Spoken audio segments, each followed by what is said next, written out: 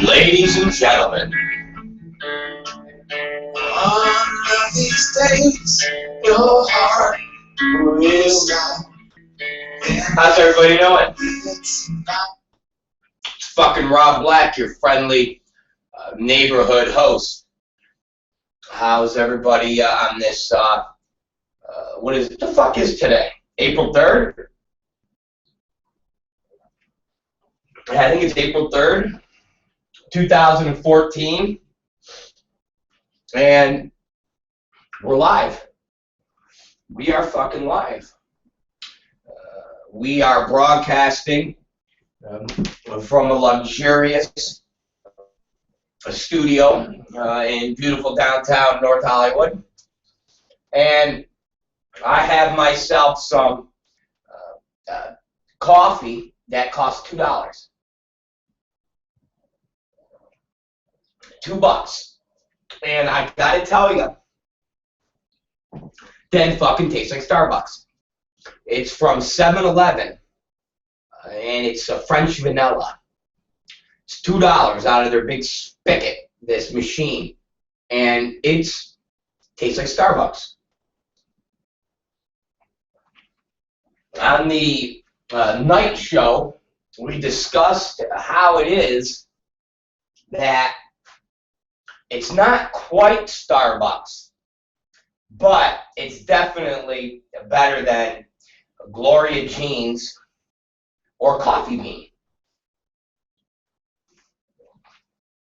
So I got to take my hats off to them fucking terrorists at 7-Eleven. They did an excellent job of securing the rights to make knockoff coffee, because that's basically all it is.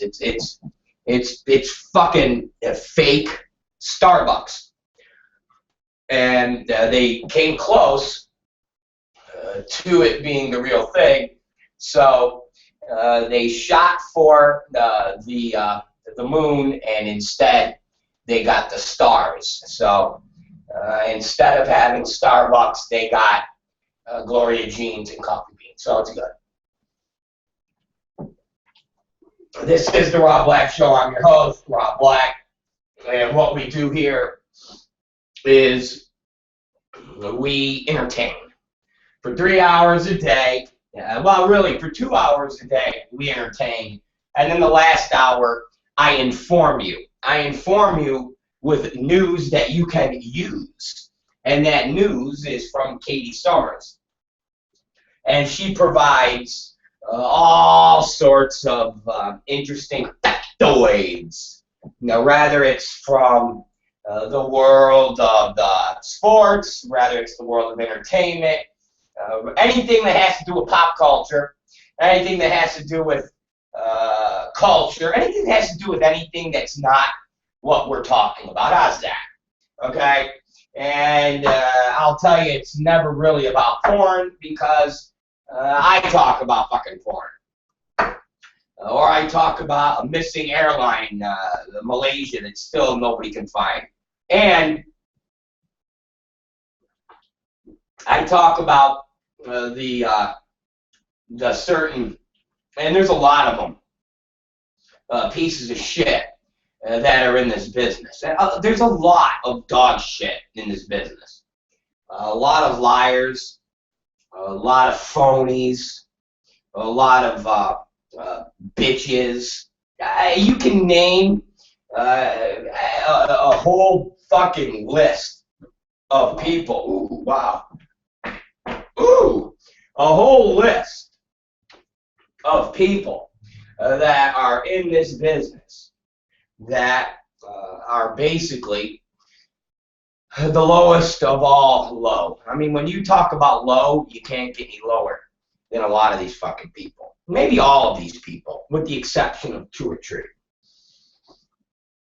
And you can go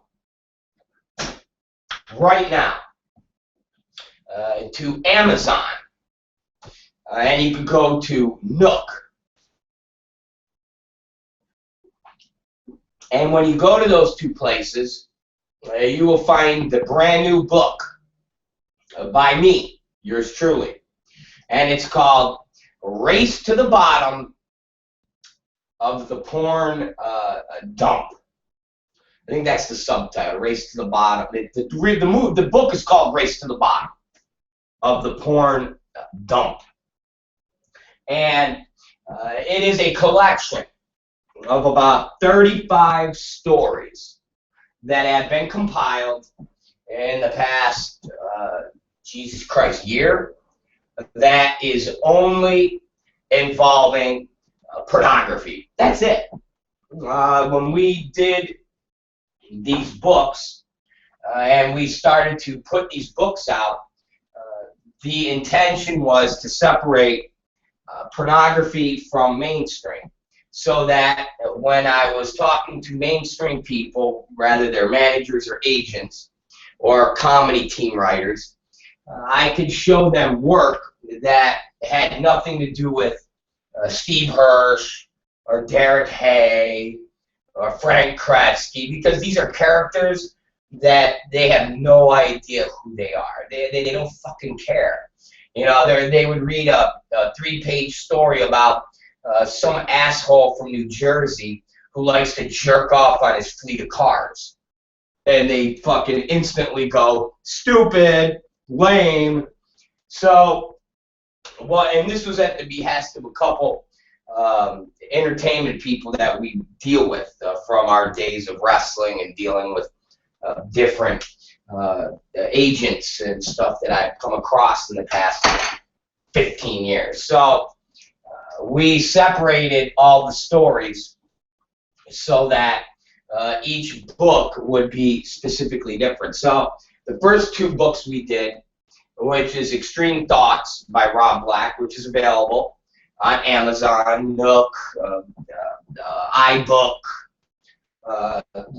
Kindle, is all personal stories. When I say personal stories, there's stories about me, there's stories about reflections of life. They're nothing to do with pornography. And then the second book, Drink the Kool-Aid, okay? Drink the Kool-Aid is another collection of personal thoughts and stories that are separate from pornography. And this book, none of you have ever read the stories because we've never printed them. Extreme Thoughts were stories that had been printed before on different blogs, whether it's adultfyi.com or therobblackshow.com or other places like that. And that is something that we compiled together as a best of greatest hits. Dun, dun, dun, dun, dun, dun. Now, Drink the Kool-Aid are a collection of stories of personal anecdotes and things like that that you've never read because we've never published them anywhere. Never published them anywhere. And that's available. And then recently we published the newest book called All Right, Good Night. And that book is the third book, like I said, that has nothing to do with the pornography industry. And it is, again, a collection of 25 to 30 stories of just my own personal trials and tribulations in this fucking head of mine. And also reflections of the world and yada, yada, yada. So those 3 books are stories that have nothing to do with the pornography business. So I sat there and said, we need to put something together so all the porn people can get their fucking dicks off and read about themselves. So lo and behold, Tom Byron put together a collection of, I would call it, the 35 greatest hits. They are 35 of the greatest hits. And it is appropriately titled Race to the Bottom of the porn dump. And the cover has basically a picture of a landfill with the words "Race to the Bottom." And that book is now available on Amazon. And Lulu or Lula, and you can read it. And if you're in the porn business and you are something that is worth talking about, even as the biggest piece of shit that you are, trust me, you are in this book. The dedication is very long, but it has a list of who, from Frank Kresge to Steve Hirsch to Marcy Hirsch to Christian Mann to John Stagliano. Oh, God. The list goes on and on and on. And you can read all about yourselves doing what you do best, which is being pieces of shit.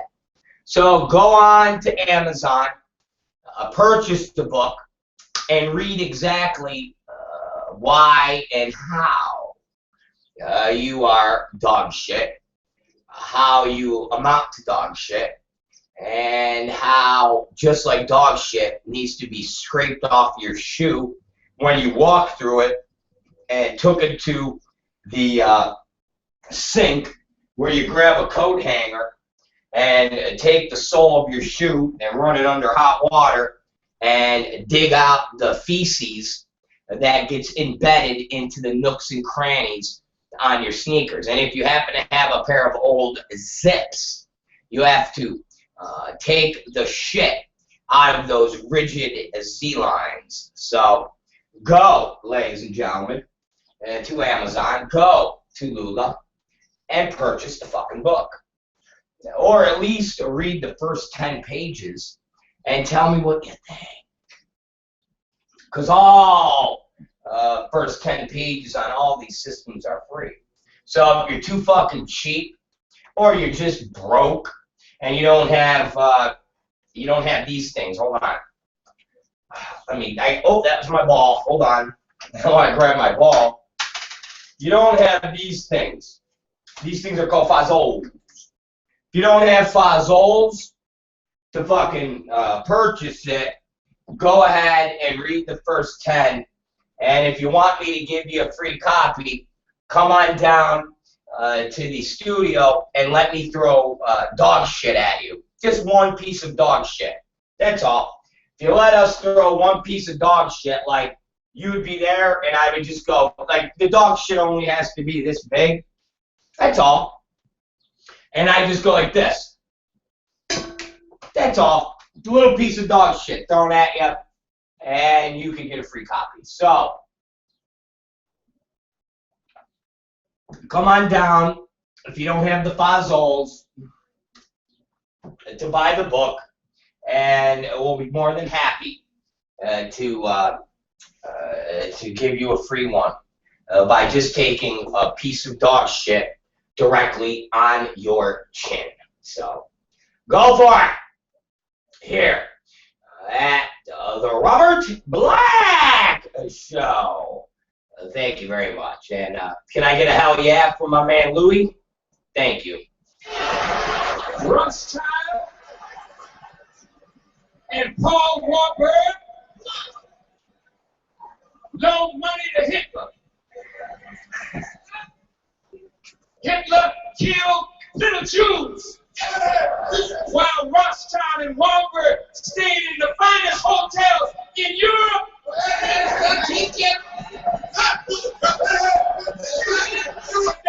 If you can't call Rothschild anti-Semitic and Warburg an anti-Semite, then don't you open your mouth against me.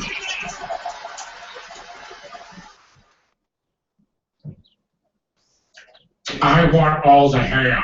I want all the ham. I want all the ham. I want all the ham. I want all the ham. I want all the ham. I want all the ham. I want all the ham. Thank you, Oz. Thank you, Mr. Oswald. Patton, or I should say Patton Oswalt, basically the offspring of the JFK assassinator.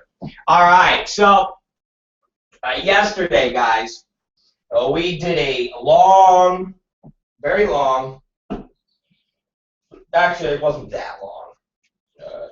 It really wasn't. It wasn't that long.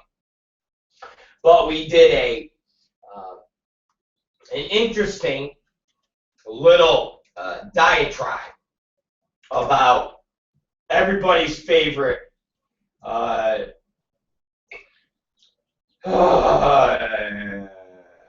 well, everybody's favorite loser, Bill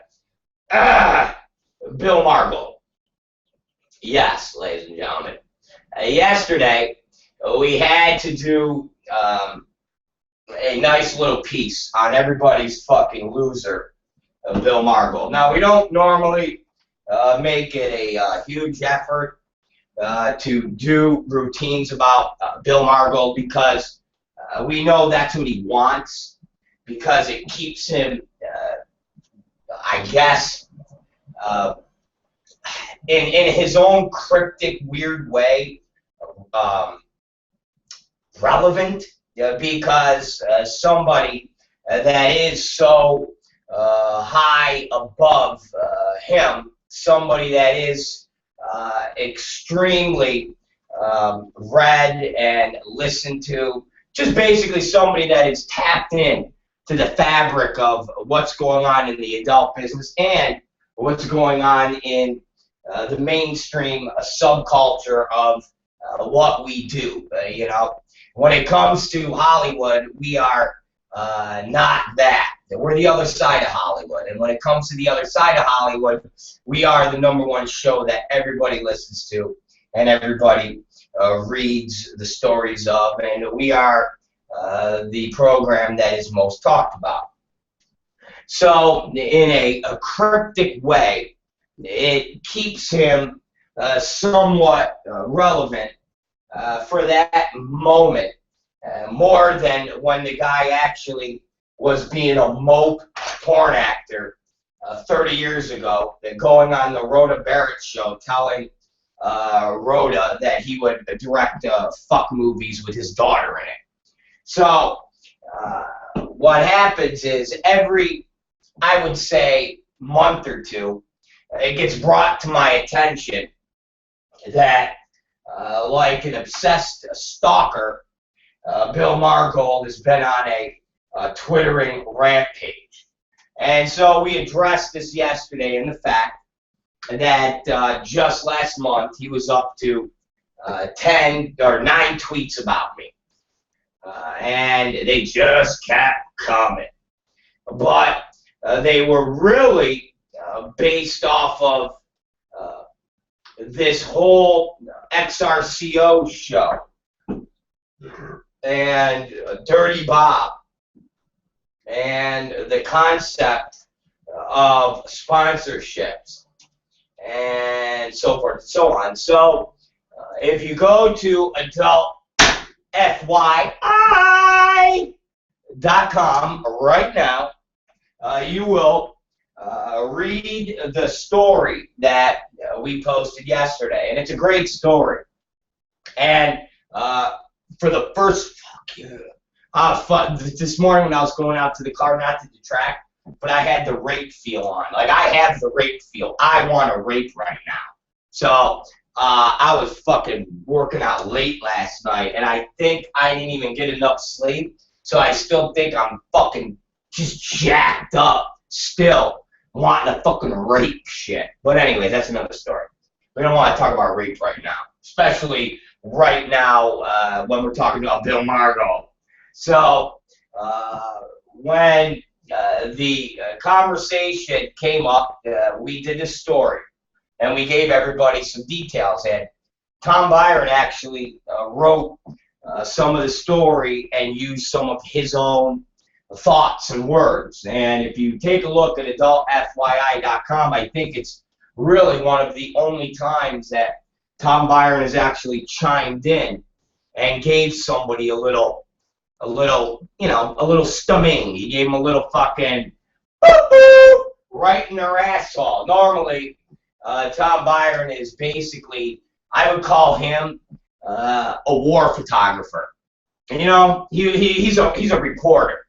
Normally, he's the guy that is able to go out in the fields of war, only strapped with a fucking camera, and somehow nobody shoots him, nobody gets mad at him, nobody does anything. They're a war photographer, or they're a journalist, and they're allowed to basically, when we're in Iraq, he's able to hang out with Baghdad Bob, have an espresso, and they're able to, talk shop while both sides are blowing each other up. So yesterday was the first time he decided to become Anderson Cooper and come out to the world and actually say a few things. And it was highly entertaining, it was highly amusing, and it was pretty good. So if you go to adultfyi.com, you will read what Tom Byron wrote, and follows up with a bit of the conversations we had about Bill Margold and his buddy Dirty Bob, I don't know, a couple days ago. So as a recap, weeks and weeks and weeks ago, Dirty Bob put out a press release in AVN and XBiz and all the magazines stating that they wanted sponsorships and they wanted these things for XRCO. They were looking to do this because, of course, they're not a big organization. They're not AVN. They're not XBiz. They're a very small organization, and they haven't been relevant since a guy by the name of Tim Connolly was in this business and had a magazine that he ran called Adam Film World, which also had Players and Nasty, and they had a slew of magazines, and Tim Connolly was the man who basically ran XRCO, if you want to be technical. He was the man that actually gave the magazine relevance and the award show relevance. He used to be married to Christy Canyon. He was part of the in crowd with Vivid and Russ Hampshire at VCA. So it was an award show that these people actually treated as something prestigious. And you could always be rest assured that Steve Hirsch would be at the XRCOs and so forth and so on. They would actually get big names, and it would be an event that people would actually look forward to, and so forth and so on. So when Dirty Bob put out a press release stating that they were looking for sponsors and so forth and so on, we did a bit that day of the fact that we were going to attend, but in the capacity of the Rob Black Show, and we'd love to do interviews, and we'd love to talk to people on the red carpet. We'd like to broadcast it live. Let our entire viewing audience see the XRCOs. The XRCOs start at 8 o'clock, and it's on a Wednesday. The red carpet starts at 7 o'clock. The Rob Black Show starts at 8 o'clock. And we would start it at 7 and have Katie Summers there on the red carpet, talking to people, interacting with people, and getting the show some publicity. We also said we will lay out some fazols. These things, these are fazols, okay? And we know how much the sponsorships are, and there ain't shit. They're not a lot of money. They're nothing. They're, fucking crap. So we emailed Dirty Bob with a very long and lengthy email. Tom Byron did, expressing exactly what we wanted to do. Tom Byron then also, around that same time, noticed that Bill Margold had posted a tweet where he said that basically Tom Byron was a bitch, and said he would like to have Tom Byron at the XRCO show if basically his master, Rob Black, would let him come out and play. And we got a chuckle out of the fact that Bill Margold loves to call people out, and when he's basically put on blast, he cowers and shuts his fucking decrepit mouth because he's a bitch punk. So, of course, we put him on blast, and Tom Byron emailed him and said, "Hey, Bill, not only is my master going to let me come out and play, but my master's going to bring me some fazzoles." Okay? So, basically, Bill Margold, once he's put on blast, pawns this off to Mike Moss. And Mike Moss was never part of the equation, but nonetheless, Bill Margold doesn't answer any of Tom Byron's questions and defers everything to Mike Moss. And with that being said, Dirty Bob doesn't even respond to Tom Byron. Doesn't even respond to Tom Byron. So as a week or so go by, Tom Byron hits Dirty Bob again. Of course, with no response. All of this is documented on the story on Adult FYI, ladies and gentlemen. And we even post the emails because so many times people in this industry say we're liars. And Rob Black is a fountain of misinformation. And everything that we print on Adult FYI are lies. But yet I continue to say, tell me where the lies are. It's very simple. Just tell me where the fucking lies are. If we do a story, and a fucking story is fucking 2 pages long, and it's me talking, where are the lies? If you're telling me that when I call somebody a bitch, a cocksucker, a faggot, those are lies? No, they're not. Those are opinions, and those are fucking verbs. Those are colorful verbs. Those are adjectives. Those are every other language characterization, nouns, whatever the fuck I use, that's all they are. Those aren't lies. Those are my opinions. Now, those opinions are based off of facts. Now, dispute the facts. When I say things, dispute the facts. But you don't. You go right at the name calling. You go right at calling me names. If I print something, you'll say I'm irrelevant. Okay, if I'm irrelevant, why are you tweeting about me? Why are you writing about me? Why are you fucking talking about me? And why, when you talk about me, you go, Rob Black is an asshole, a nothing, and is irrelevant. Okay, so what is it that I'm an asshole and I'm irrelevant about? Because I wrote a story about you, or I wrote a story about your company, or I wrote a story about all these things that you don't like, but you can't refute them because they're true. Okay, I get it. You don't like the truth, no problem. So, after about a week and a half or so, Dirty Bob finally responds to Tom Byron with an email where he sets Tom Byron up first by informing Tom Byron that he couldn't get back to him because he had a death in the family, and he'd been tied up with that death for almost 2 weeks that it went by. And then he proceeded to tell Tom Byron that A, there was no more sponsorships available. B, the red carpet was all filled up because, of course, Tom Byron on the red carpet, or actually take Tom Byron off the red carpet. Katie Summers on the red carpet talking to people would be like adding one more animal to fucking Noah's Ark.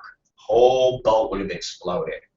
Okay, C told Tom Byron, thanks for inquiring. You're a good guy. Maybe next year. So that's what Dirty Bob had to say. And we then proceeded to talk about the XRCO Award website has 2 new sponsors that weren't there when we inquired the day 2 weeks prior about all of these things. B Scout Girlfriend Films was not part of the sponsorship, either was Jules Jordan. We laid out and said exactly who the sponsors were. We even said where we wanted our logo to go. So Dirty Bob, not only, along with Bill Margold, are gutless bitches, they're liars. And instead of having the fucking balls to sit there and say, you know what, we don't like you guys, you're assholes, and we don't want you at the awards show, thank you, they had to come up with a bunch of fucking lies to show that they're gutless bitches. And the lies they made up, they were caught on them, which makes them look like incompetent, gutless bitches. So Dirty Bob was so fucking distraught and busy and preoccupied with his own family grievances that somehow B Scout and Jules Jordan, that job got handled during that time. But getting back to Tom Byron didn't. Somehow the sponsorships filled up when Dirty Bob was, incapacitated. But when Tom Byron asks, he was, too busy with grieving. But when B Scout calls Dirty Bob, he's able to break away from the crying sessions to talk to B Scout. Once again, instead of Dirty Bob having the fucking balls, which you don't, Dirty Bob, you're a bitch, okay? You're a bitch. You're a guy who's not even part of this business, who sits in some fucking dilapidated fucking house in the middle of bumfuck United States of America somewhere, being a fucking hobbyist, writing porn reviews, and running a half-ass show. And you can't even have the courage, you can't even have the balls to say to Tom Byron within a day, hey Tom, yeah, it's Dirty Bob, love to be able to do this, but politically, there's no way I could have you guys at this show. Your program has pissed way too many people off. And the people that actually run this show would never, ever let this happen. I appreciate your inquiring about it. I appreciate all you've done for the business for the past 30 years. But I totally can't fucking do this, or basically, I will be ballless because it has to go through an upper management process, and if I tried to sneak this through, they will kill me. Sorry, man, but that's just the way it is. You know how politics are, and when you have a show and you guys do the things you do, you got to understand these types of things can happen. Signed, Dirty Bob. Look at that, Bob. See how easy that was, you ignorant, stupid, pussy bitch? I know. And we would have laughed about it, and we would have fucking completely understood, and we would have went upon the rest of our day thinking nothing of it. Same thing with Bill Margold.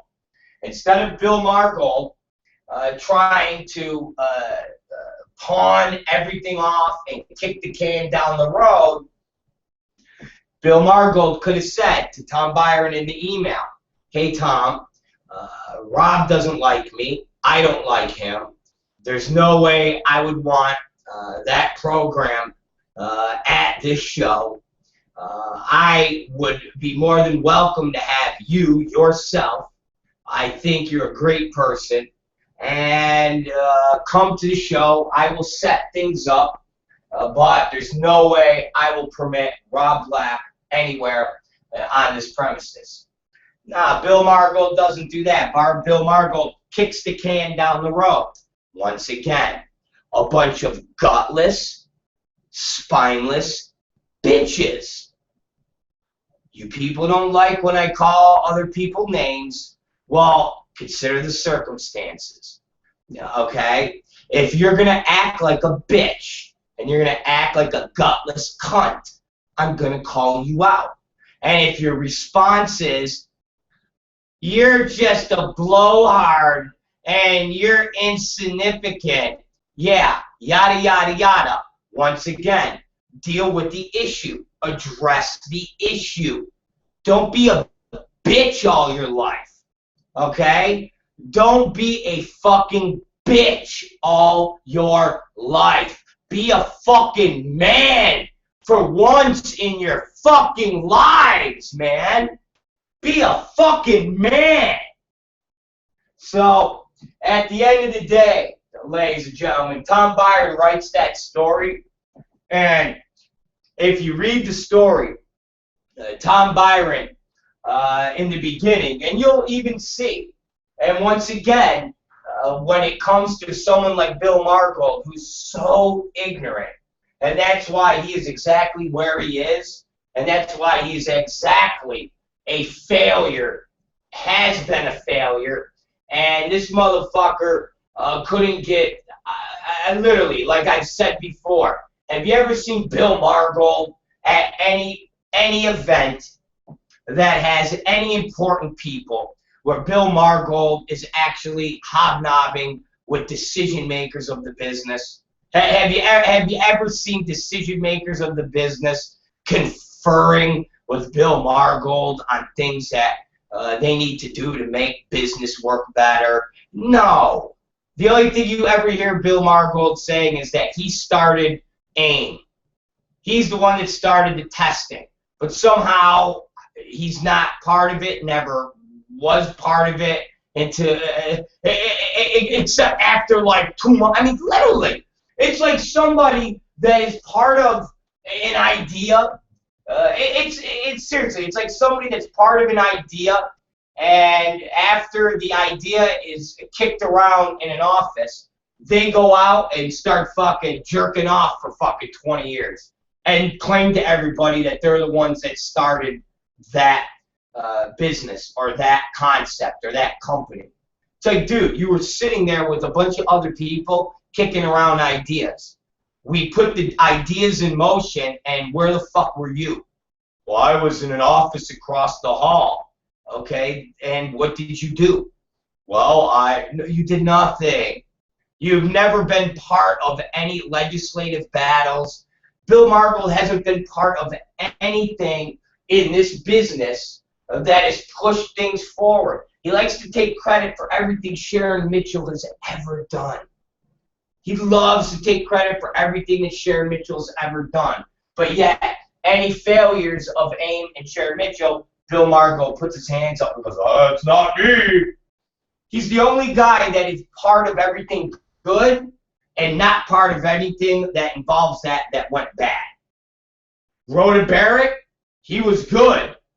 He was just misquoted, and even when he was misquoted, you really didn't see and hear what he said, and it's like the guy is he never takes responsibility for any of his actions.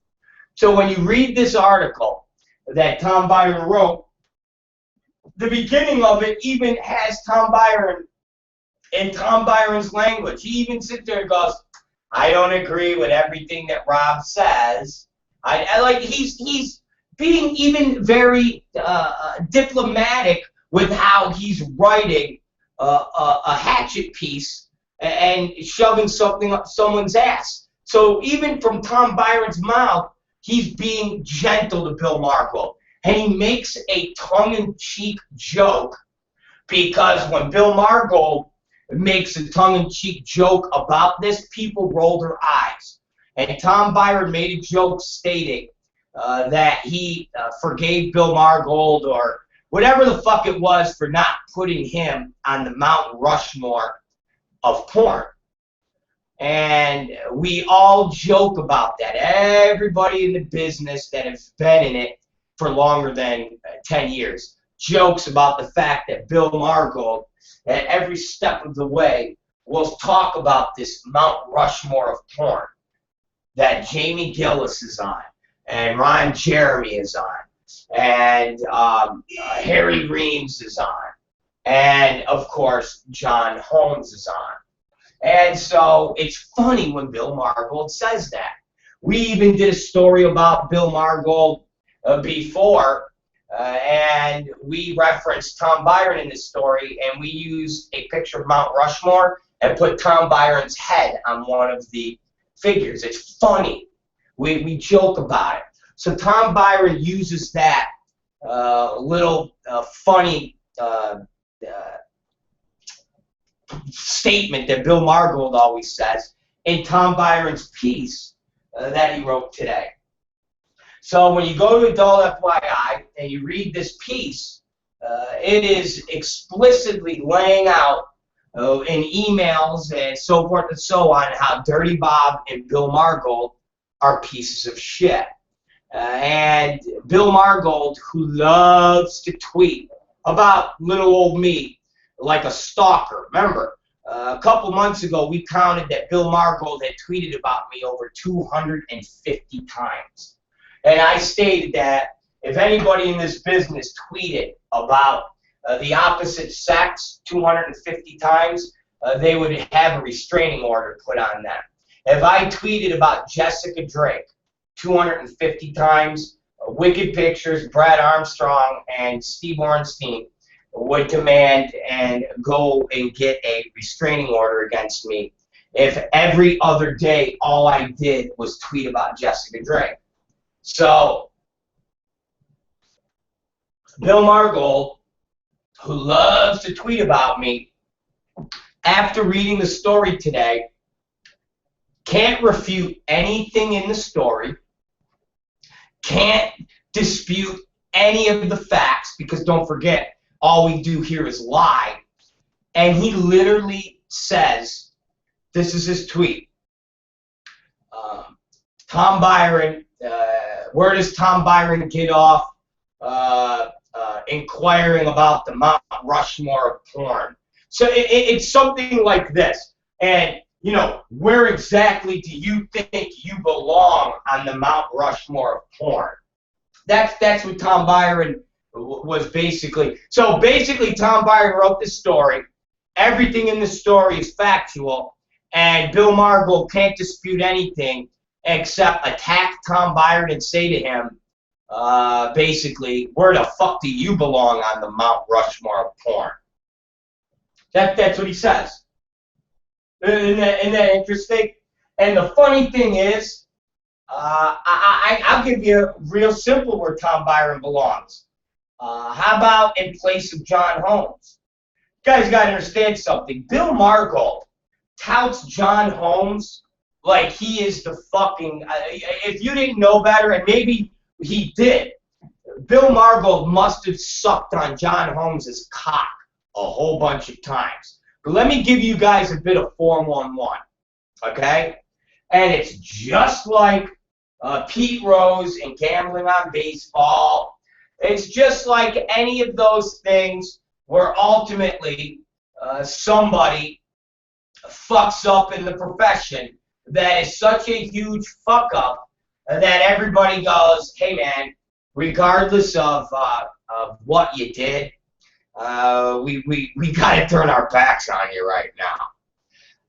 John Holmes had HIV/AIDS, and John Holmes went overseas and purposely and willingly worked in pornographic films and spread HIV/AIDS knowingly. That is what John Holmes did.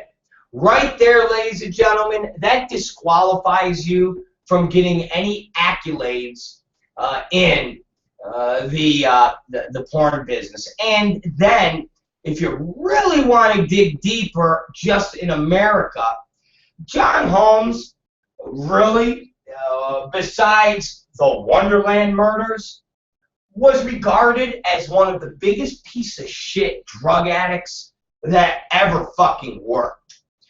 He basically had a year or two where he was on top of his game, if that.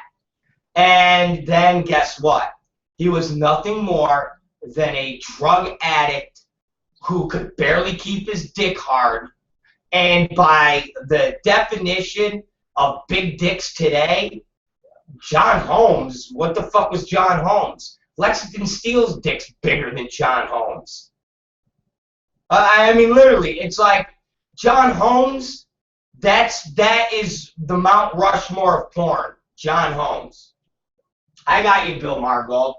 Well, you know what? I can at least say that Tom Byron doesn't have AIDS, and Tom Byron has never knowingly and purposely infected anybody with AIDS. How's that? I mean, again, Bill Margold, facts are facts. But, ladies and gentlemen, it's hard to argue with somebody who actually stuck up for Mr. Marcus. Bill Margold is somebody that still is Mr. Marcus's biggest cheerleader. Bill Margold doesn't think what Mr. Marcus did was wrong. Bill Margold had no problem with Mr. Marcus having syphilis and purposely hiding it and willfully working with talent, exposing them. And once again, Bill, I have evidence. I have a doctor's note from Free Speech Coalition Pass of a talent who tested positive for syphilis during the Mr. Marcus outbreak, who was treated for it and has all these medical things from it. So if you want to now deny that Mr. Marcus ever infected anybody, go right ahead. And along with that denying, you can also deny that John Holmes worked overseas and knowingly spread his HIV/AIDS, which is a fucking fact. Again, Bill Margold, instead of calling people names, why don't you answer factual charges? Why don't you answer factual charges? It is a fact that John Holmes had HIV/AIDS and went overseas and spread his AIDS knowingly in fuck movies. That is a fact. Mr. Marcus knew he had syphilis, and he knowingly worked with talent while he tried to hide it. That's a fact. Mr. Marcus infected talent. I have posted the information on Adult FYI months and months and months ago. It is a fact. So, Bill Margold, do you have any facts to back up any of the stuff you say? Absolutely not. Because you're a fucking phony. You're a liar. You're a coward. You're a bitch. Just like when I challenge you to a fucking debate after 2.5 months, you have our late friend Tony Biner come in and tell me that the debate is ready, but it's going to be on your rules and your guidelines. Who the fuck are you? You're nobody, bro. You're nobody to be demanding and saying any types of rules. Answer the fucking charges, you fucking coward. So, Tom Byron is fucking a piece of shit, and John Holmes is a great man? Really? John Holmes, and any girl who is still living today that was around in the John Holmes era, why don't you interview them and see what they'll say about John Holmes? Okay? Why don't you go ask Ginger Lynn what she thought of fucking John Holmes? Okay? Why don't you go talk to Ron Jeremy? Ask Ron Jeremy what he thought of John Holmes. Bill Margold, you're fucking delusional, bro. You're a delusional, decrepit old man who is in nothing. And I just gave you relevance, okay? We spent 2 days talking about you and your fucking turd and crime Dirty Bob. And now everybody can go to Adult FYI and see, Bill Margold, that you and Dirty Bob are sandwiched between my shit. Because that picture on that site, you fuck, is my shit. I took a shit in the toilet, took a fucking picture of it, and we fucking blew it up and made the artwork to put your fucking face and Dirty Bob's face around my shit. Okay, Bill Margold? So you, my friend, are enshrined forever in my shit. So take a look on Adult. Oh, you already did, Bill. Well, go there again. I want you to go there again, okay? I want you to go there again, and I want you to look at that picture really, really hard. And just know that that is the waste that came out of my asshole the other night. And it's enshrined for all of you to enjoy. Especially Dirty Bob with that fucking yearbook picture where he's literally like this. It's a fucking yearbook picture. What is that, in the yearbook of fucking perverted fucking sex offenders? What is that? Is that what that is? Hi, I'm Dirty Bob. If you see this man's face, hide your fucking children. Is that what that is? What is that? What is that except a fucking gutless bitch? So, Bill Margold, you and Dirty Bob enjoy sitting next to my shit. But that is my shit, my friends. That is my shit. Okay? That literally is my shit. That is my fucking shit. Right now, the entire world is looking at my shit. And you are sandwiched. You are a shit sandwich. You are one piece of bread, and Dirty Bob is the other piece of bread. And in between is my fucking waste. That's what you guys are. A big shit sandwich, motherfucker. And how does it enjoy and how does it feel to be part of my shit sandwich? And you're going to be part of the shit sandwich all fucking day. All day to all night, you're going to be part of my shit sandwich. So enjoy it, Bill Margold. Enjoy the shit sandwich. And keep tweeting about me, you fucking stalker. Okay?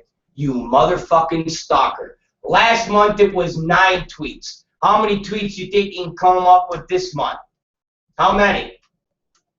How many? Tom Byer told me you already tweeted about, like, my sports memorabilia. Like, are you fucking insane? Are you that fucking bored? I'm sorry. You actually watch me every day, Bill. You're watching me now, you fucking punk. Bill Margold, you're a bitch-ass punk. You watch me every day. You fucking watch me. You're a bitch.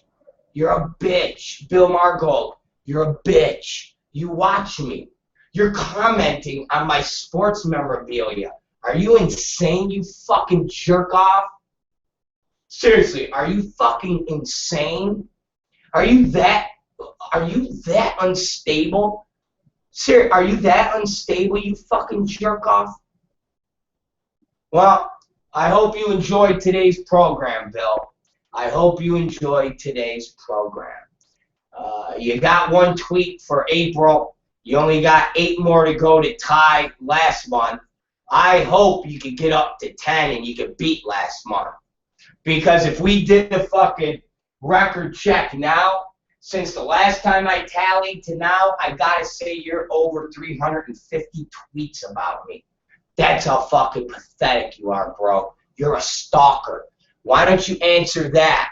The fact that you tweet about me every fucking day, you fucking lunatic. You're a fucking lunatic, Bill. Every day. You're a fucking lunatic. So, now you got something else to fucking tweet about. Like I said, I want to see if I can get you up to fucking possibly 10, 12. You know, we gotta see if in another couple months, maybe we can get you up to 1,000 tweets about me. Pathetic man. Pathetic man. It's the Rob Black Show. We're going to take a break, and when we come back, we're going to talk about some more pathetic people in this adult business. And these pathetic people are even more funny than Bill Margold, because they're the people at Mike South's site. And these people are more of the same assholes that say that I am a non-factor and nobody listens to me and nobody cares about me. But yet they're over there posting specifically to me. They're actually writing posts to me. That's the fucking funny thing. Mike South actually has his band of losers posting about me, but yet I'm insignificant. I know. In the famous words of Gia Paloma, I know. It's the Rob Black Show. And let's talk about AIDS, lube, and this is diving into a vat of gay ass to me. That's the fuck. Now, I'm looking more at the X-Biz and trying to see where more interesting news is, businesses, and I'm not seeing it at all. There's absolutely nothing. I'm literally looking. You guys can see me. I wish you could. You can. And that's a little joke. I'm sorry. I'm not funny. Anyways, I'm literally sitting here, and I got my arm resting on this water bottle, and I'm looking, and I'm like, what do I see? You want to know what I see? If someone's got to tell me who this is, because I'm looking at the X-Biz pictures, and I'm looking at the creepiest guys I've ever seen. And if anybody's listening, I'm going to send this to Tom Myron, because I want him to tweet this out to all you guys, because it really is the creepiest group of guys I've ever seen. And I'm going to send this to Myron right now, because I want somebody to tell me who these creepy dudes are. So it's on the X-Biz pictures, and I gotta see who they are. I mean, I think they're creepy. And they're in front of the Purge booth. It's called 9190. Hold on. I'm giving Tom Byron a picture. Or Pure. It's a lube. 9190. Come on, guys. I'm going to send this to you, and you guys are going to laugh your ass off. It's like Colonel Mustard. This guy, Colonel Mustard, is selling fucking lube. And he's just so bizarre looking. I mean, all of them are bizarre looking. But Colonel Mustard has got to be the biggest and most bizarre. And I just sent it to Tom Byron. So he's going to post this, because I need you guys to tell me who this person is. And they're in front of the lube booth, and I see a sign in the back called PJUR. Sure, right? It's a lube, I think. And next to it, I see a sign that says rock solid. And literally, you've got a guy, all three guys are in suits, and they got these little yellow handkerchiefs in their pockets.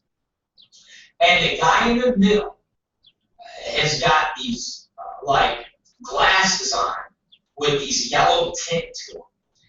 And he's got this goatee, but then he has a mustache that comes off like Raleigh fingers, or like Colonel Mustard with points on the end. And he's got, like, this scarf around his neck. And then to the left of him is another guy with a goatee and these glasses on, and he's wearing a light-colored jacket with a bow tie. And then the guy to the other right is a guy with a dark-colored suit jacket, the yellow handkerchief, bald, and glasses on. And they are the creepiest, fucking ugliest dudes I've ever seen. So I want Tom Byron to tweet this out on my account, and I'll have Katie Summers retweet it also. And I just wanted to say, who the fuck are these creepy dudes? That's all. And the X-Biz novelty show. Who are these creepy fucking dudes? And that's it. And I need people to just hit me back and go, that is so-and-so, so-and-so, so-and-so. Because it is the creepiest looking guys. And they're lube sellers. If you've seen them, if you've seen them walk into a party, the first thing you would say is, who's the creepy dudes? Who's the the fucking creepy dudes, you know? And then the next person would say, oh, they own a lube company. And that person then would go, oh, I get it. I totally get it. Because these three guys are exactly what you would think a lube company would actually be. And I think in the corner of the picture, it looks like an image of a dude on a billboard like this. All right? Looks like this. And he's like, looks like he's moaning in ecstasy. So maybe, and it's gay looking. It's fucking gay looking. So that also might describe these guys. I mean, listen, again, I don't want to be disparaging. I don't do that. But these three guys look like they would be running around the North Hollywood bathhouse with a fucking 10-gallon fucking cow of lube. Just looking to lube up guys' assholes and just fucking dive in. Not with their dicks, literally dive in like they're swimming. Like they're literally jumping off a diving board into a swimming pool of just man ass. But just men, not with their dicks. Literally, they're like Greg fucking Louganis.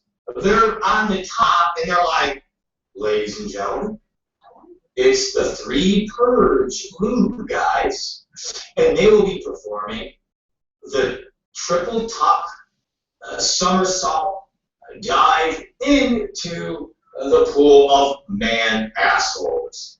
Let's take a look at Wilhelm. He's going first. And the dude with the glasses and the Raleigh finger mustache is like, he's to the edge. And he goes, and then turns. It fucking goes, and he dies. And it just does this triple lunge fucking backflip right into a big man ass. Right in, man. Just right in the man ass. And then it just comes out all full of shit. He's like, ah! That's the that was the Purge lube guys. And if you don't know, there was an article that was just in XBiz or AVN that was pretty entertaining of the Purge lube guys. It was fascinating. I think it was Purge lube. They were just really creepy dudes, and it does the business no good when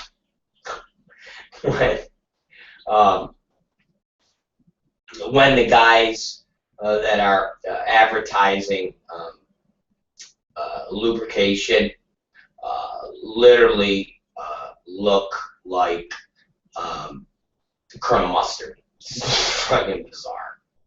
Anyways, we're talking before we left, and you know, we still are waiting, and I surmise that we'll be waiting for a very long time.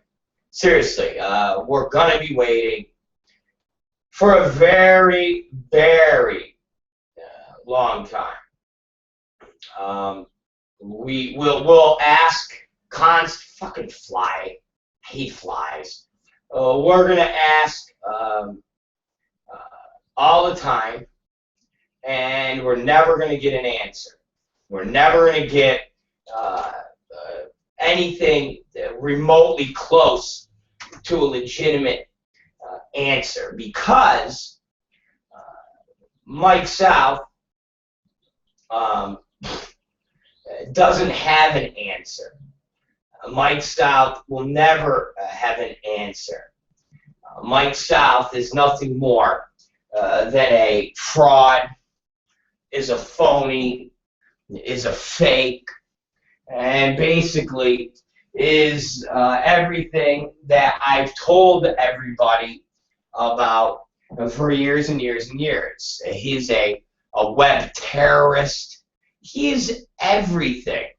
And of course, when you are this removed from not just porn, but just society, when you're living in a fucking trailer in Georgia, what do you expect? So, yesterday, and I think it was the day before, I'm not even sure exactly what day, because every fucking day bleeds into each other with Mike South and his lies and everything that he basically stands for and does.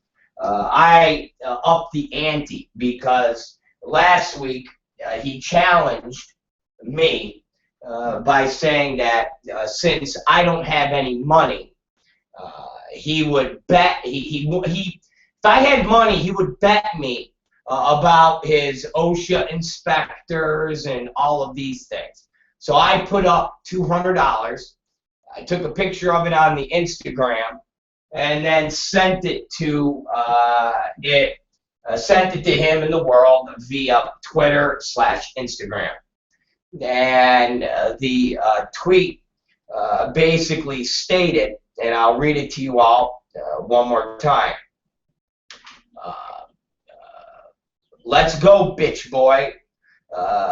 Georgia OSHA inspector's name, badge number, official reports of all your inspected sets. And now we got no response from that, so we waited another day, and this time we put the picture up of his disgusting, disease-ridden face with the $200 taped on either side of his ugly fucking head, and it said, let's go, official Georgia OSHA inspector's name, official Georgia OSHA reports from all your sets, Georgia OSHA official approving your sets with case numbers. Nothing. So 19 hours ago, we upped the ante to $400. What we did last night was we went and I beat the shit out of a homeless lady. I did. I found a homeless lady that was out on the street. I beat the living shit out of her, and I grabbed $200 from her. I added it to the other $200, and now we have $400 in the kitty.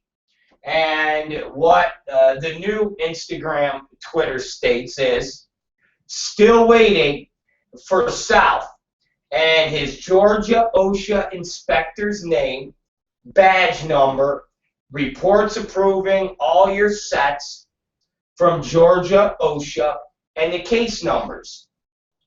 So we're still waiting for all this information, and guess what, ladies and gentlemen?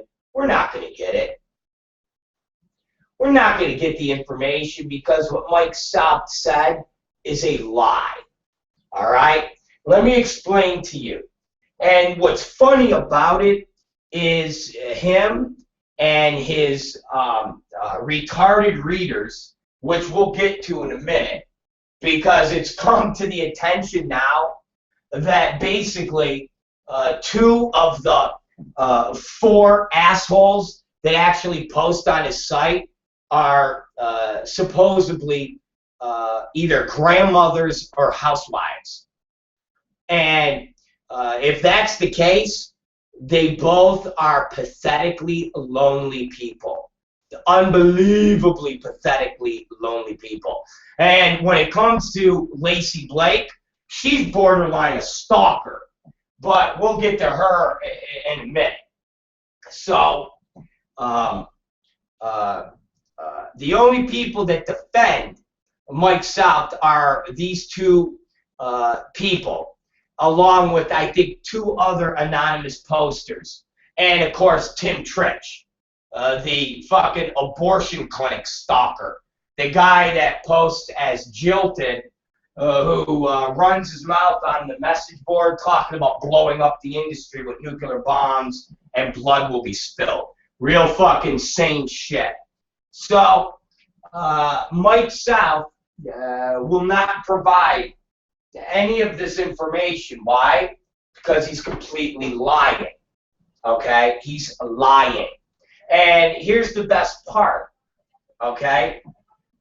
There should be no reason that we shouldn't be provided any of this information, considering he opened up to AVN and gave it to them. Now, if you give information that your sets are protected and following the fucking health codes because you have an inspector there, that means it is sanctioned. That means providing the information of the sanctioned officer should be absolutely easy.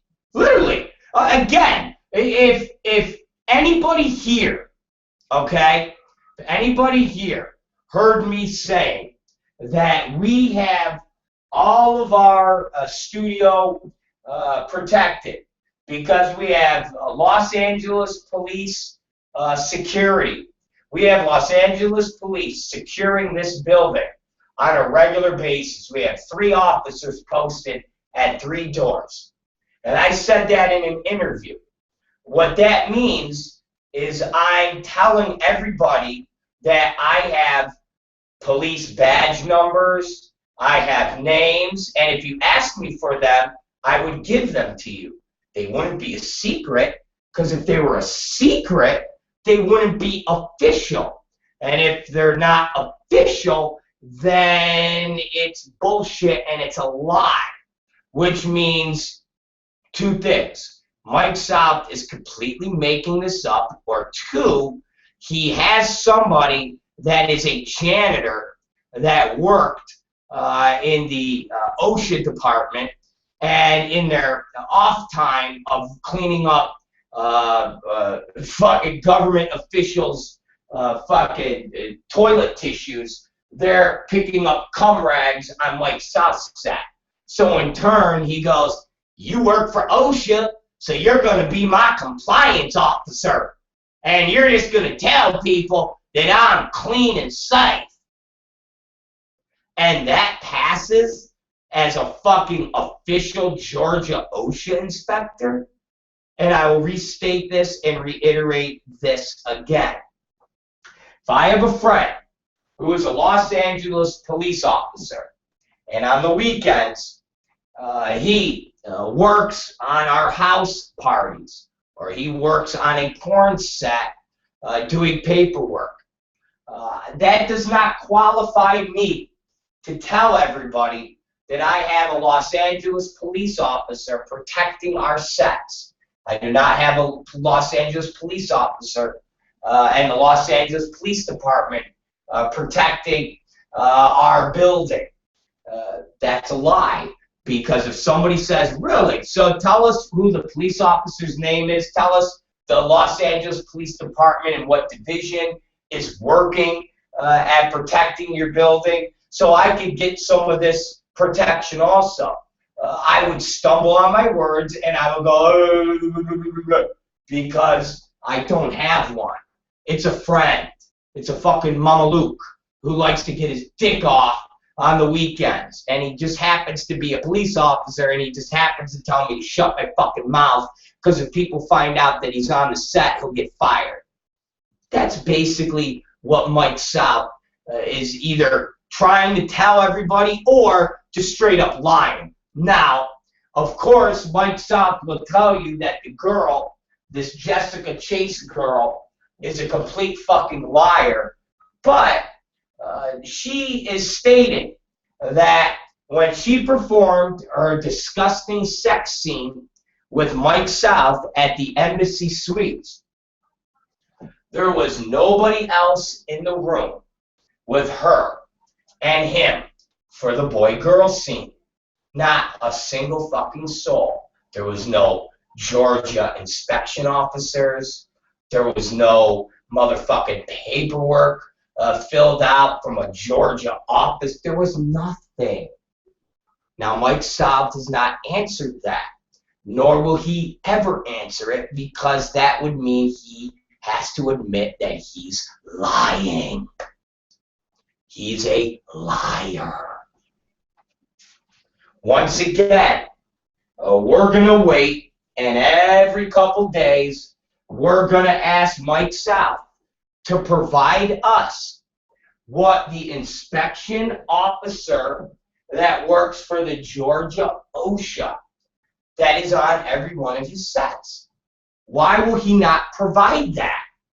If it's legal to shoot porn in Georgia, and it's legal and authorized for a Georgia inspection officer to be on every one of Mike South's sets, why is he not providing this information? Can anybody answer that? Or are we going to fucking go around in circles constantly? He states he has a Georgia OSHA inspector on all of his sets. So what's the Georgia OSHA inspector's name? What is his badge number? What division does he work out of? Where are the reports he fills out on Mike South's shoots? Where are all of these record trails, paper trails? Where are they? Guys, again, it's $400 that Mike South says I don't have. Well, I beat up a bunch of homeless people because they were organizing and keeping that money from all the tin cans that they fucking sold. So, again, Mike South, and I know you listen to me, and I know your fucking loser buddies on the message boards listen to me. Okay, your fucking 3 fucking fans, your 3 cheering sections. Again, I'm going to try to say this real slow. Even for a fucking inbred, ignorant hillbilly from Georgia can understand. Where is the Georgia OSHA inspector's name? Okay, that is on every single one of your sets. What is his badge number? Where are the reports that he files approving all of your sets? What are the case numbers that are saying that you are compliant with all Georgia OSHA inspections? Did you understand all of those words that came out of my mouth? You did? Okay. Let me give you another information. 6632 Lancashire Boulevard, North Hollywood, California, 91604. Attention, the Rob Black Show. That's where you could send my $400, okay? Because you lost. I want my $400, okay? You're being a welcher, okay? I want my $400. Mike South, you're a fucking liar. Okay, you're not providing any information. And what's incredibly funny, ladies and gentlemen, is he will provide information and he will do things like give you Alexa rating stats. So he will go and do the legwork to pull up the real porn WikiLeaks, Luke is back, adult FYI, and he'll do this whole analysis with all these padded numbers. And the best part is he puts up reports and leaves out AVN and XBiz, and when somebody questions him on it, he'll say this: well, AVN and XBiz, they fuck with the numbers, and they fudge the numbers, and that's why their numbers aren't accurate. But you don't fuck with the numbers, Mike South? No, I don't. I am reputable. How are you reputable? And then you actually then post that Rob Black lies on his website. Everybody knows that. It's like this guy really just says anything. I mean, Mike South is worse than the old fucking newspaper rags that you saw in the grocery stores growing up. Like 25 years ago, they'd say alien met with fucking President Ronald Reagan, and alien, he's shaking Reagan's hand, and people are like, oh, wow. Yeah, that's Mike South. That is Mike South. Mike South's the guy that's in the fucking grocery store buying his fucking whatever the fuck he's buying, his moon fucking cheese, I don't even know. And he's like, wow, look at that. President Reagan, he met aliens. Wow, unbelievable. President Reagan met aliens. Wow. That's this fucking guy. Everything he says is a fucking lie.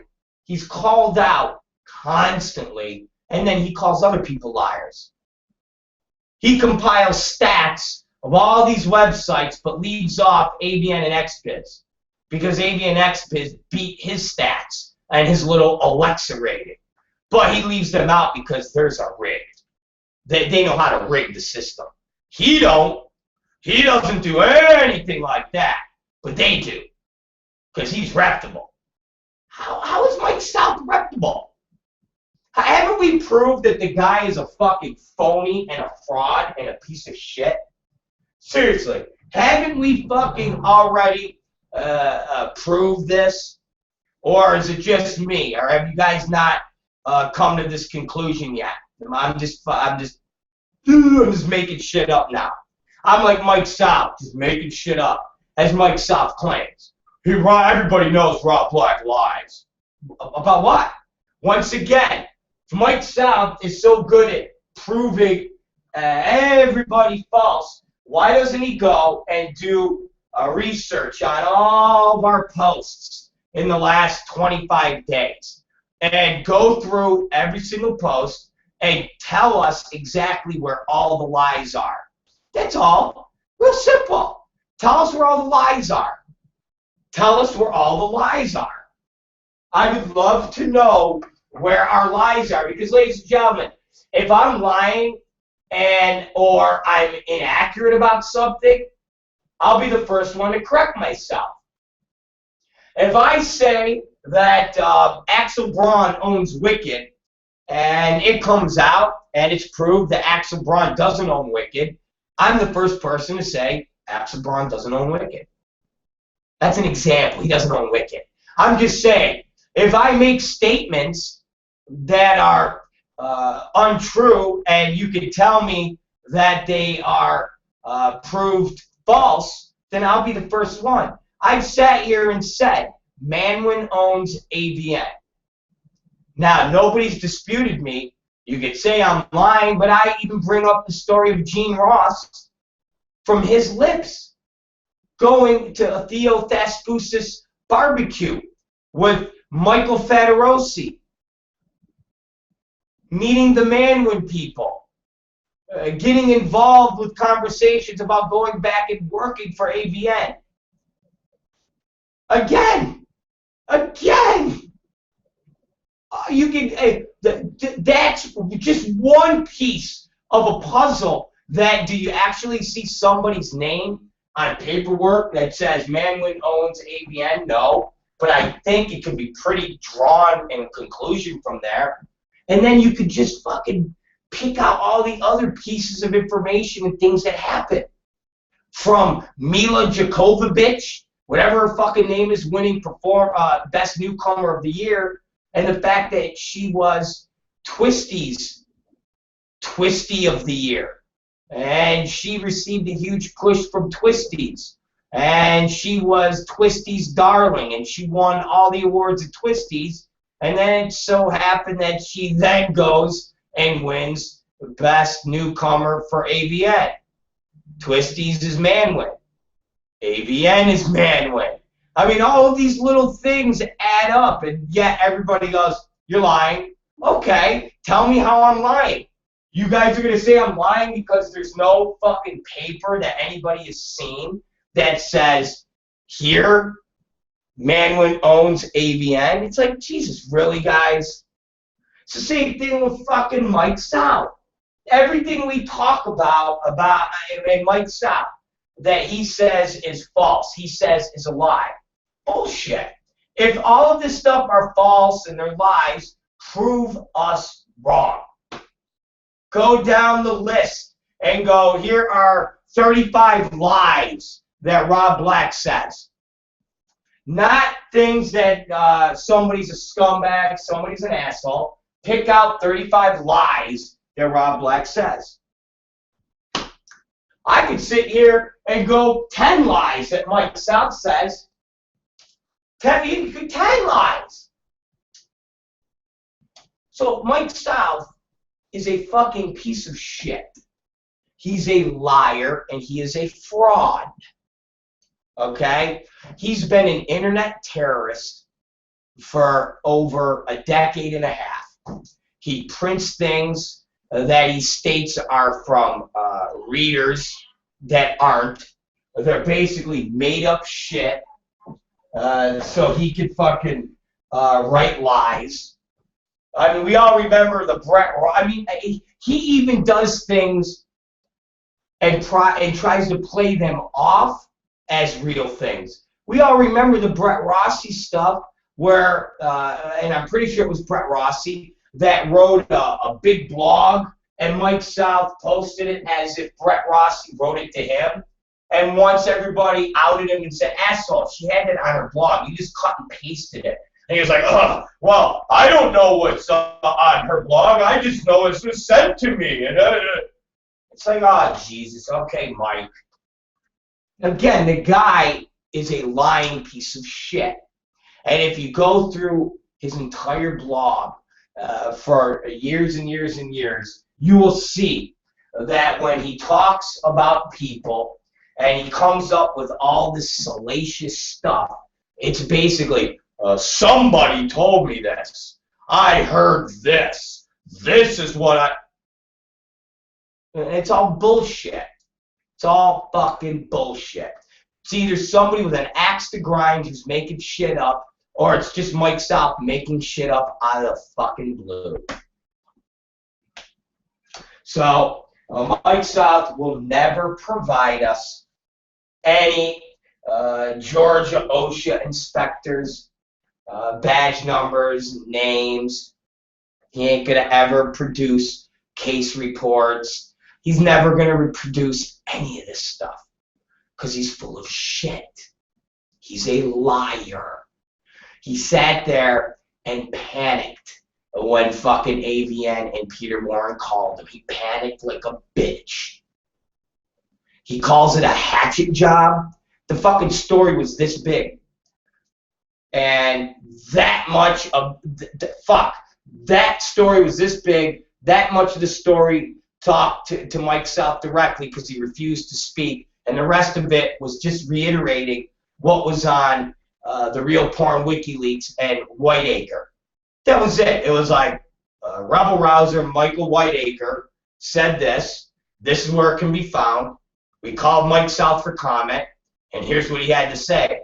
I ain't going to justify and give any comments. These people are trying to talk crap about my good name. I'm a great person. They're trying to get famous off my good name. And by the way, I have a Georgia OSHA inspector on every single one of my sets. End of quote. Goodbye. Somehow that was a hatchet job.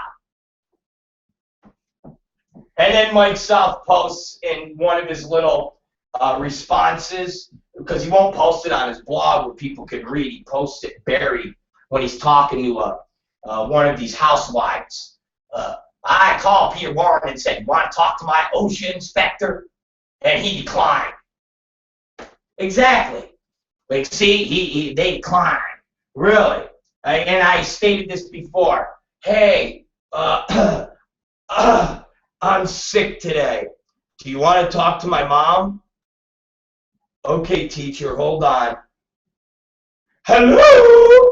Yes! Rob is sick today. Goodbye! Bueller. I mean, really? So Mike South's going to put the OSHA inspector on the phone. Mike, we'll talk to the OSHA inspector. Give us the California OSHA inspector's name, badge number. Tell us the office that they work out of, so we can call the office up. We can call the OSHA compliance department, and we can talk to them and have them give us information about Southern Bukkake. And we could ask them about the 6, 7, 8 guys jacking off in girls' faces, and how Georgia OSHA inspectors give that a stamp of approval. Sure, we'll do it.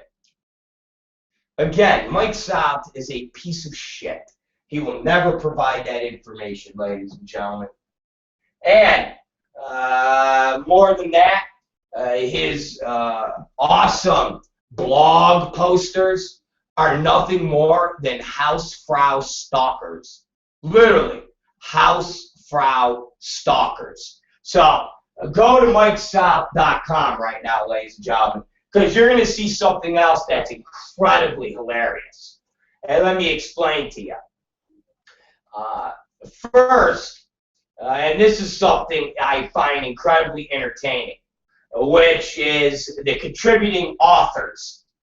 And if you guys remember, it used to be Lacey Blake, Lurking Reader, and then Brooke Tyler. Those are his contributing authors. Well, Brooke Tyler discovered that Mike South was a piece of shit. And she decided that she definitely can't do anything with this piece of shit anymore. And in turn, Mike South put her posting on message board moderation, which means once she posts, Mike South has to approve it before it goes up. That is so nobody can post anything that Mikey South doesn't want anybody to see. So guess what? She was removed from the Mike South contributing authors. But guess what? She was replaced by Lindsay Lovehands. Yes, one of the other girls that Mike South shoots, and she, I guess, shoots at Mike South, and she shoots with Mike South talent, and none of them get tested. And that's going to be a new interesting thing when we divulge and look into all the girls that have been shooting for Mike South with all his Bukkake guys that don't even get tested, which is going to be interesting. But nonetheless, Lindsay Lovehands was a contributing author. And as of, I don't know, 3 days ago, she was listed under Lurking Reader. We talked about it on this site, and we said, oh, Lindsay Lovehands is a contributing author. Awesome. Wonder what she's going to say. I wonder what insight she's going to say. I work with Mike South and his Bukkake boys, and I've never had gonorrhea. I've never had syphilis. I've never had any of those diseases. Well, I don't think so. You know what? I don't even know. Yeah, okay, I'm just not even going to talk anymore. Goodbye. I'm Lindsay Lovehands. So, guess what? When you look today on Mike South's website, there's no Lindsay Lovehands. Now the only thing you see as his contributing authors are Hausfrau 1 and Hausfrau 2. Or I should say, Grandma. Okay? The Grandma. Basically, Grandma and Stalker Girl are basically the only contributing authors to Mike South's website. And ladies and gentlemen, what's even more amusing is these two people, and I will go with believing that they are who they say they are, because if they're not, this is an even bigger elaborate story for some industry losers or Mike South to post as fake, and it's an elaborate work. I'm serious, it's an elaborate work. But either one, the people are losers. Now, let's go to Lacey Blake first. And this is what is incredibly entertaining to me. But more importantly first, you have to look at who are the people that post on Mike South's site when he talks about all this traffic because of his Alexa rating. Now let me remind you, I started yesterday or the day before stating that I will bet another couple $100 that my server stats and Google Analytics from last month, just because last month we just got done with and it's easier to do last month, is better than Mike South's server stats and Google Analytics. Mike South doesn't have Google Analytics. He has a bullshit thing called Alexa rating, which people can fucking work and make and adjust to serve their purposes.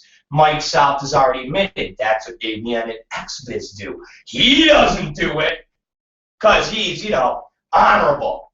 Okay, sure, just like his testing procedures. Anyways, I will bet you another $200-300 that if Mike South had the balls, which he doesn't, and he wanted to put his server stats up against our server stats, we would kick his fucking ass. Because like I stated, he says he has 10 times the traffic that we do. Well, our visitors are in the 6 figures. So if Mike South has 10 times the traffic we do, he would be at about 1.4 million visitors a month. Does anybody fucking believe that? Absolutely not. If Mike South had 1.4 million visitors a month, this motherfucker would be king of the world, not living in a fucking trailer, and he wouldn't even be doing this. Okay, he would have already sold this website for I don't even know how much money. If this fucking website was getting 1.4 million views a month, thank you. But yet he claims he has 10 times the amount of traffic as we do. Once again, more bullshit and more lies. That's what this motherfucker is. He's a bullshit liar. That's all he is. Anything that comes out of this guy's mouth is bullshit and fucking lies. That's what he is. He's an inbred, hillbilly liar.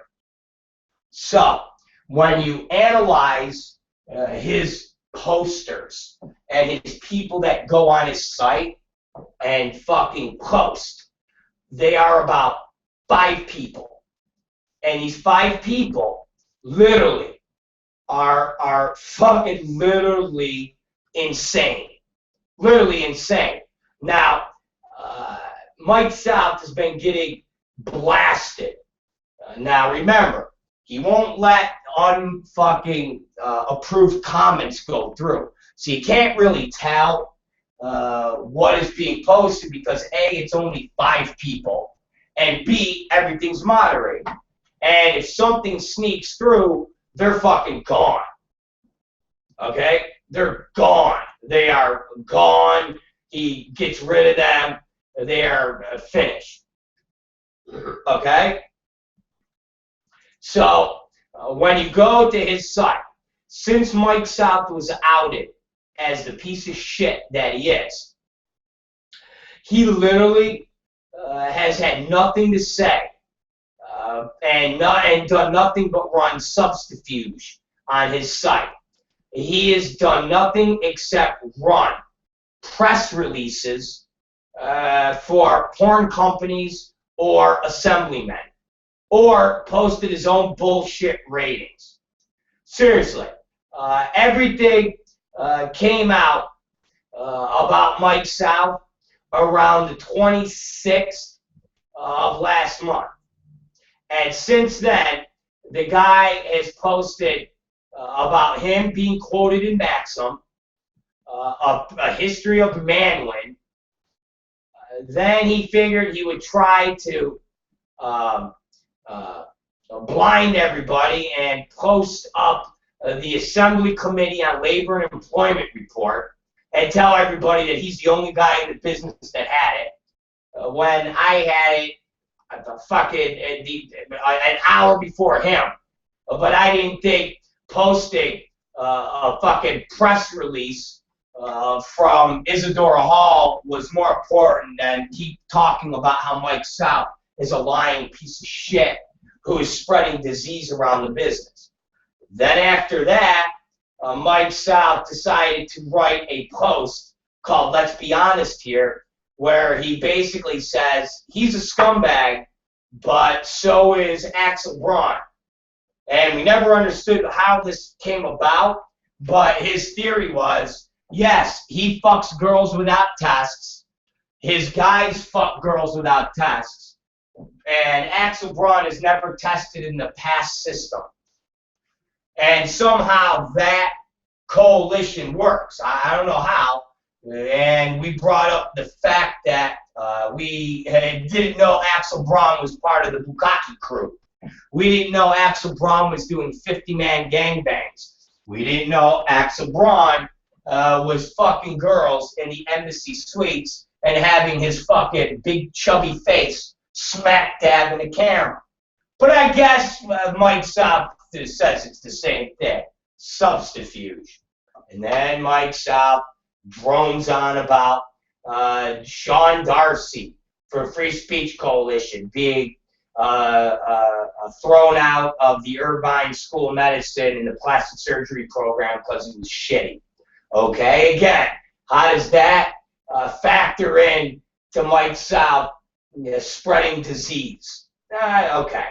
Then we have Mike South saying that nobody uses the PASS system because their Alexa rating is horrible compared to his.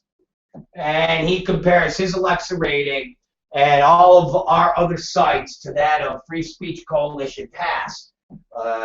And tries to state, see, nobody uses PASS and nobody goes to their website. Everybody goes to mine. And I have 1.4 million visitors. Okay, lies. Then, I mean, literally, then it goes to another press release from Isadora Hall. Then it goes to a newspaper article from the San Francisco Chronicle about King threatening to leave to Vegas. Okay, and then it goes to another press release about town testing services. Okay, and then we get to an awesome post. And this is by Lacey Blake.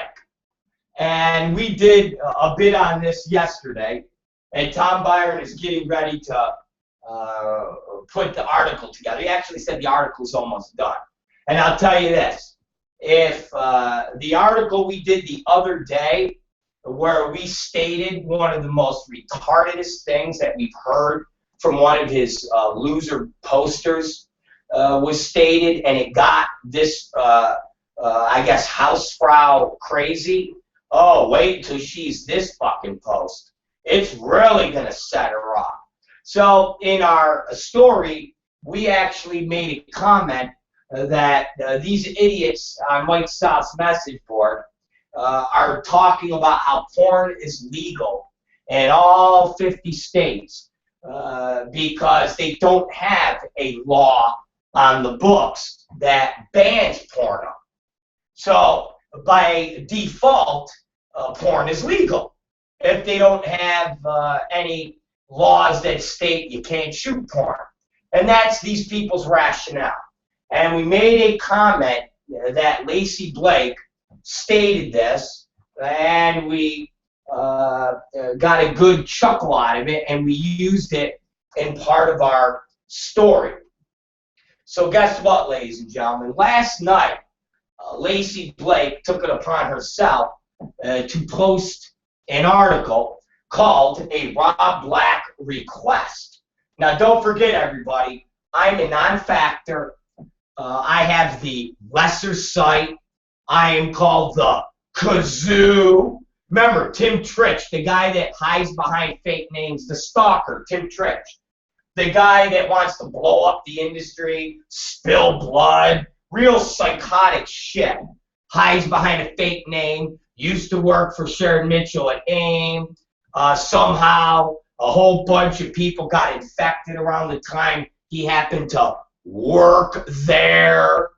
You know, shit that never had been done in this business since Tim Trich and Darren James and a bunch of these performers. Only happened when Tim Trich worked at AIM, and then he mysteriously went and then worked for a healthcare foundation. And when he tried to get a band of people together to sue a whole bunch of fucking people, and he couldn't deliver on the goods, he got booted out in his ass. And then from there, he went and worked for Latata and Derek Hay. And we surmised that's then where he got his little dick-sucking alliance with Mike South.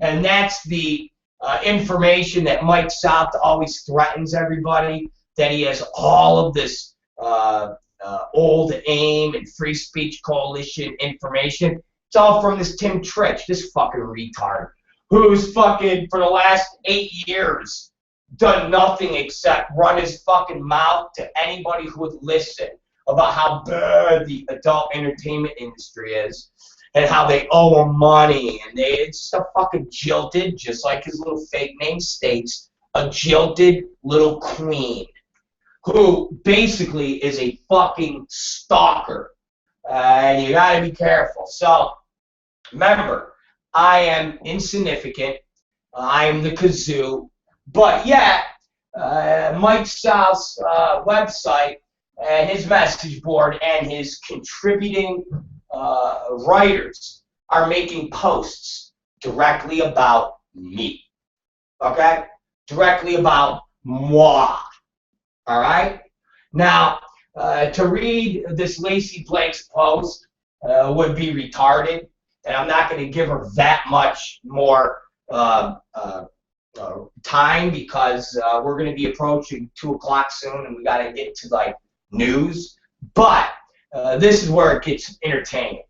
Lacey Blake comes out and reads and writes this long post where she is going to tell everybody basically who she is. And ladies and gentlemen, if this person is not from the business and they're not posting as a fake name and they are legitimate in what they say, then they are a lonely, desperate, mark fangirl that needs to get a life, and more importantly, needs to go out with her husband and maybe hit the movies or do something, or her husband is out fucking somebody that's not a fat fuck like this slob. So let me say this. You ready? And proof is in the pudding, ladies and gentlemen. Proof is in the pudding. Let me explain it. Lacey Blake states this. Okay? Are you ready? I am 30-year-old female accountant who occasionally works in the mainstream stunt industry, where my husband and father-in-law, okay, work as full-time stunt performers. That is who she is. She's not an attorney with experience to fully research any of the laws that she talks about or debates. She's not in the porn industry. She's not a performer, producer, or even a distributor within the adult community. Ultimately, she makes absolutely no money from the industry. So, are you guys hearing this? This is a 30-year-old girl who is married to a Hollywood stuntman. And her father-in-law is a Hollywood stuntman. And I say Hollywood stuntman because she says works in the mainstream stunt industry. Mainstream stunt industry. I would assume when you're talking about mainstream stunt industry, you're talking about Hollywood. You're talking about movies that are made in Hollywood. And if they're not made in Hollywood and they're made in Canada, ultimately, the people that are in charge of them, the people that are distributing them, the people that are basically calling the shots are focused and based in Hollywood. So for all practical purposes, since we're not going to split hairs, a Hollywood stuntman. So Lacey Blake is a 30-year-old woman. You ready for this, guys? 30-year-old woman who is not in the porn industry, not a performer. She's not even a producer or a distributor within the adult community. And she absolutely makes no money from the business.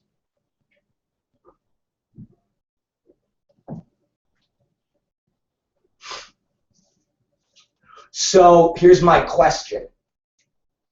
Last month, she posted on Mike South's site 150 times. You tell me if this isn't a lonely, desperate housewife or a psychotic stalker fangirl. Which one is it? You guys got to tell me, which one is it? Seriously, do you realize? Let me explain this to you, okay? Let me explain this to you. That means this girl posts 4.8 times. So let's say this girl posts 5 times a day, every day. And that was for the month of March.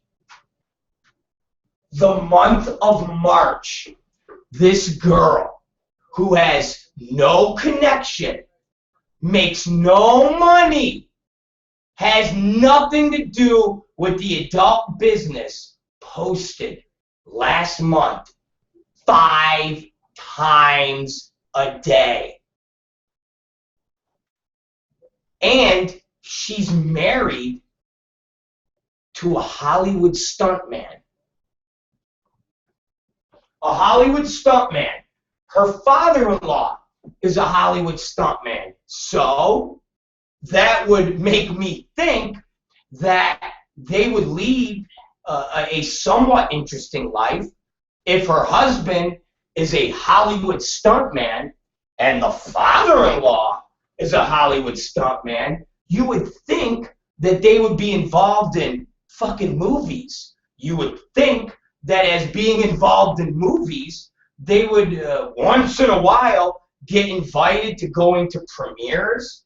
Once in a while, they would get invited to go do some cool things with Hollywood people.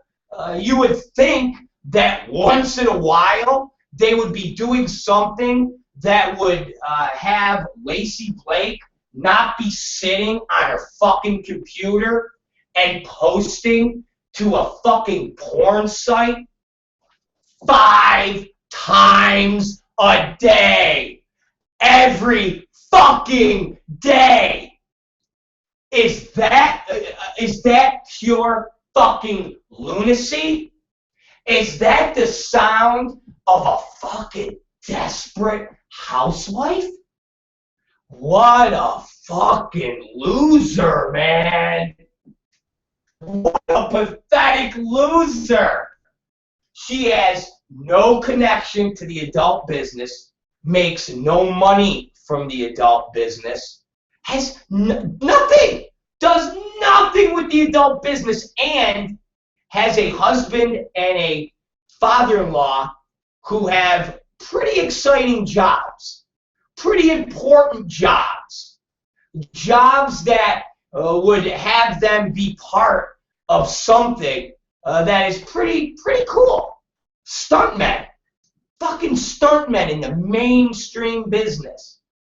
And this girl sits and posts 5 times a day. Ladies and gentlemen, we counted last month. Lacey Blake posted 150 times. 150 divided by 31 comes to 4.8 posts a day. That is fucking psychotic. That is fucking psychotic. And she's not even part of the business. She's not part of the business. She literally, that is a lonely, desperate, Lacey, honey, you need to get a divorce. You need to go find something fulfilling in your life because you have nothing. You really are a pathetic soul. And I do feel sorry for you, man. When you're posting on a Mike South message board 150 times, and that's March. We haven't even started going back and counting the other months, because I'm sure we'll find even more disturbing times when this fucking girl actually posted more. Maybe we could get it up to 200 times. 150. So that's Mike South's fucking big fucking website. That's his big fucking reader responses. A fucking housewife who has a husband and a father-in-law who are Hollywood stuntmen, and she posts 5 times a day, every fucking day, to a message board to talk about a business that she's not involved with. Not involved with. And if you look at her posts, she has a fucking opinion about everything. She has an opinion about Bella Knox. She has an opinion about Farrah Abraham. She's got an opinion about kink. She's got an opinion about me. She's got an opinion about everything. And this fucker's not even in the business. And she's got a husband and a father-in-law. They're not working on the railroad. They're not fucking picking up dog shit in a fucking park. They're Hollywood stuntmen. Presumably they're guys that work on sets that has Brad Pitt, that have fucking Tom Cruise, that have film actors that she could just sit there and go, honey, tell me what Tom Cruise is like. Tell me what Brad Pitt is like. No, I'm going to go into the office and I'm going to shut the door and I'm going to sit on Mike South's blog. What's that, honey? It's a porn blog. Really? Yeah, it's a porn blog. And I'm going to sit on this porn blog and I'm going to post 5 times a day, which means I post and then I wait for someone to respond and then I post again and then I wait for someone to respond. Ladies and gentlemen, last night when I was on the air, this girl, Lacey Blake, posted this response to me. It was like 9:30 at night. So if she is in the Midwest, if she is anywhere where there's a 2 to 3 hour time difference, this girl's posting at fucking midnight. Shouldn't she be with her husband watching fucking TV?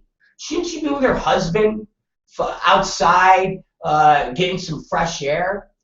Shouldn't she be doing something besides posting at fucking midnight on fucking porn message boards? And then after she posts it, she goes to the comment section and starts commenting with other keyboard warriors.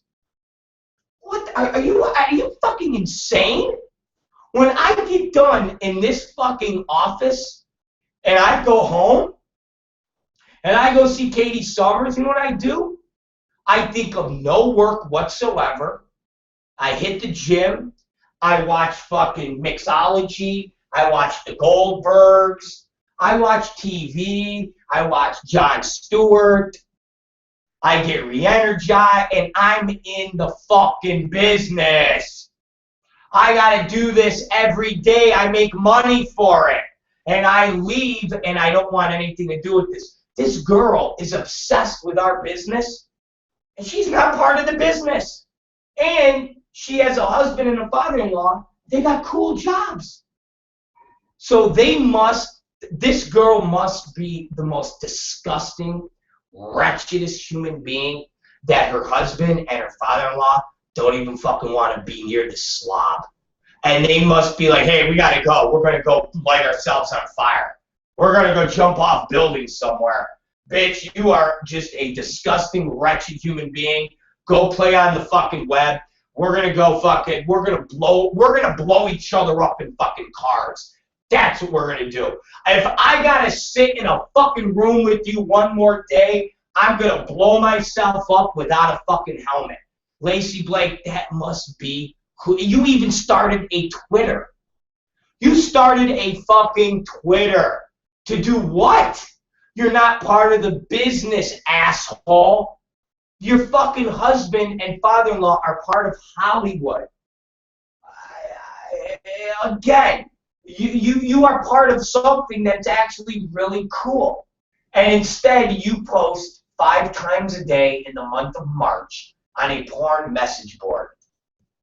And then you make special posts to people like Rob Black and then run to the comment section so you and another grandma from Ohio can sit there and post and talk to each other. And then wait for Tim Trich to chime in and go, the kazoo's at it again. 3 fucking losers. Tim Trich, who's been a rat his entire life, some asshole grandmother who lives in Ohio who actually sent me personal fucking emails months and months and months ago that I basically said, go fuck yourself. And you got Lacey Blake, who sits and posts on a message board 150 times in 1 month. That's 5 times a day. 5 times a day. 5 times a day. Response, wait. Response, wait. Response, wait. Sick, pathetic. That is Mike South's message board. That is Mike South's contributing writers. He has 2 housefrows that have nothing else better to do than write on Mike South's blog 5 times a day. And we haven't even added up late fucking Lurking Reader. Tom Byron said he bets Lurking Reader is actually more than 150 times. He figures lurking reader might be in the 2.5 zone. So we'll get to that on tonight's show. But for now, we just wanted to focus on a psycho nut job, Lacey Blake. So, Lacey Blake, congratulations. You definitely are a psycho fuck. You are a desperate, lonely housewife who spends a lot of time by herself because your husband would rather light himself on fire with his dad than have to sit in a fucking room with you. So guess what? You take the cake and go and post away 5 times a day on Mike South's site and have fun. And as long as you post and as long as you interject yourself into the porn industry, I'm going to keep telling everybody and keep shooting on you. That is a reference in the wrestling business. A shoot is being real. A shoot is when I'm coming out and I'm attacking you. That's what a shoot is. So I will continue to shoot on you as you continue to post blogs about me. And I will continue to shoot on you and talk about how you are the world's biggest loser. You have nothing to do with the industry, and yet you sit in your house and post 5 times a day about a business that you are not part of, while your stuntman husband and stuntman father-in-law go out and burn themselves up and blow themselves up just to get away from your disgusting slob ass. Mwah! Mwah! Congratulations, asshole. Tag, you're it. It's the Rob Black Show. We're going to take a break, and when we come back, we're going to be joined by the beautiful, the scrumptious, dillyumptious, the one and only, beautiful, and forever charming, Katie Summers. Yes, Katie Summers. And until then, ladies and gentlemen, I want you to hear a little about a thing we call Asia and 70s music. And we'll be right back.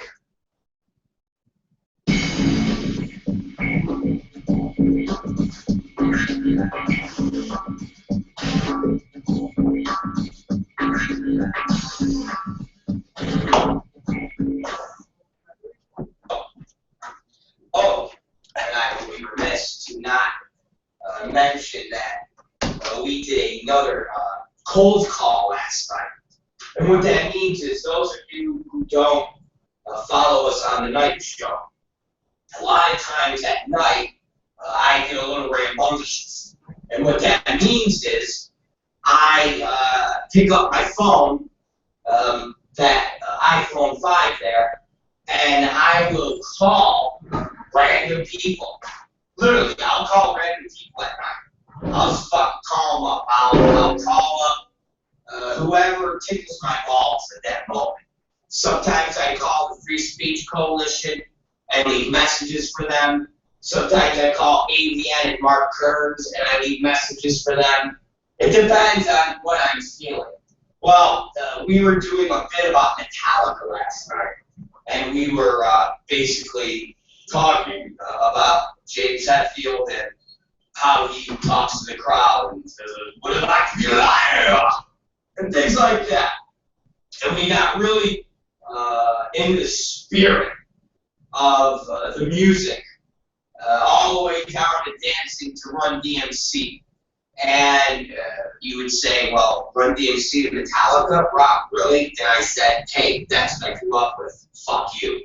And I started talking about my band that I had when I was and wow, fuck, when I was 16, 17, 18, those years.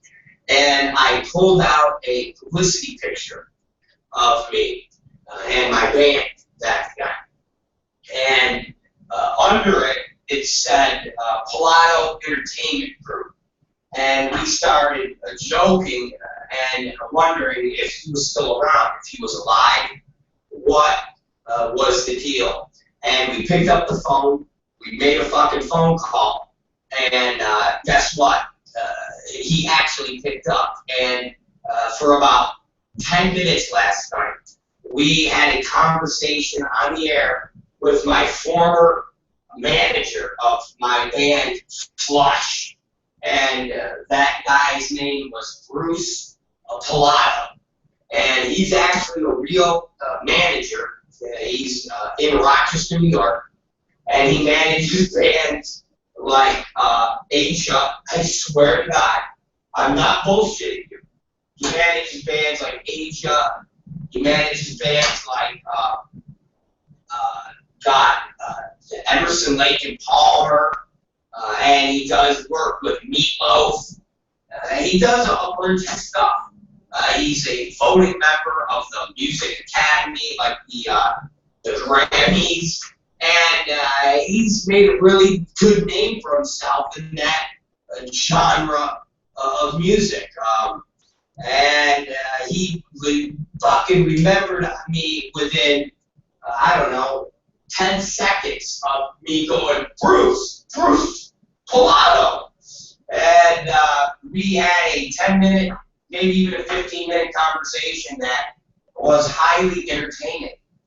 And it resulted into me going to be calling him after the show today and talking about maybe getting together and doing some work. He has a website, so he's legitimate, and he actually does things, again, in the music business, and has a whole firm of people. And I got to imagine that my former manager of 24 years ago, who managed a 18-year-old jerk-off running around Rochester, New York, playing in clubs, could possibly do something with a 40-year-old jerk-off running around in high-top strip club. So that was an interesting conversation. It was highly entertaining, and we'll see what comes out of it. Well, I'll tell you what came out of it first. I cannot get the goddamn song "The Heat of the Moment" out of my head from Asia. I can't. It just will not go away now.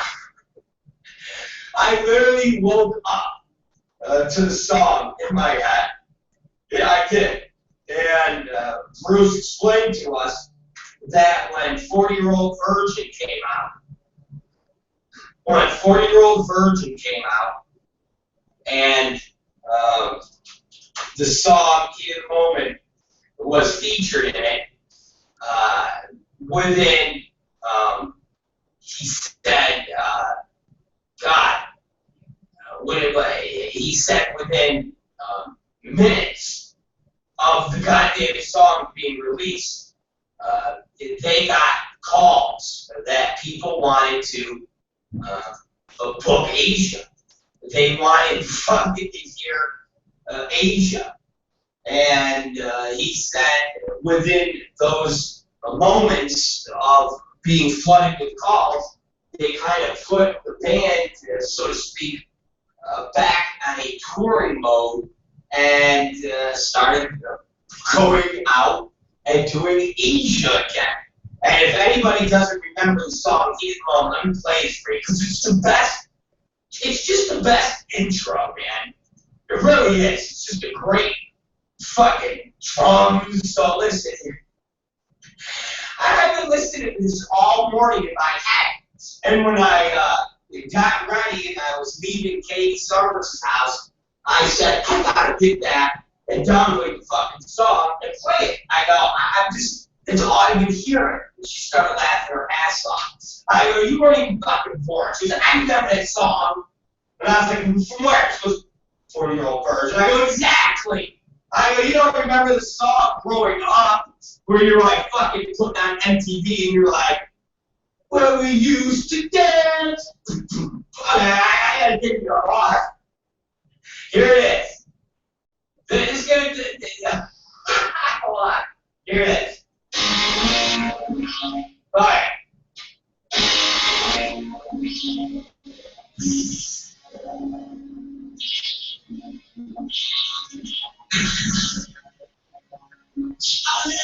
To be so empty.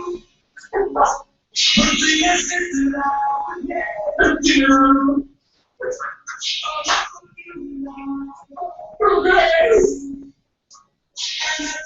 The smile right on my face.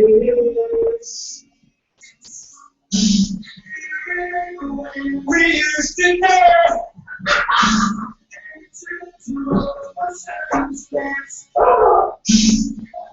To that birthday.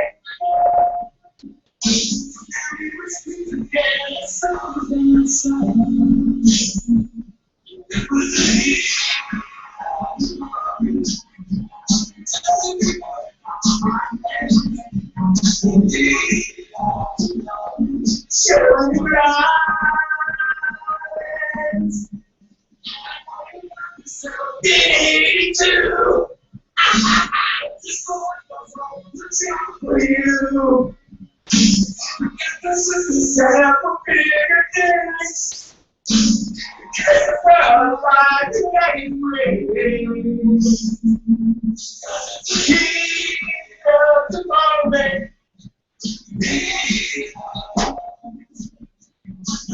Yeah!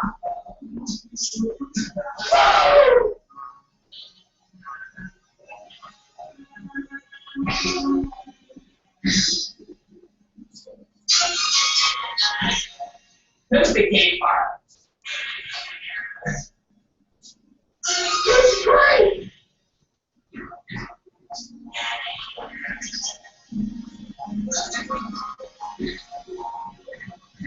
Oh. So that's it, guys. Oh shit.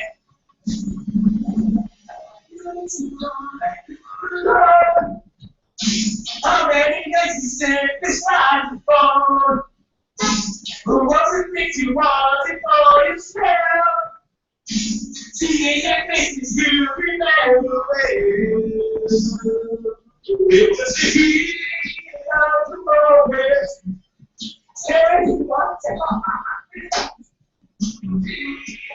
why is it great? I'm gonna open for that.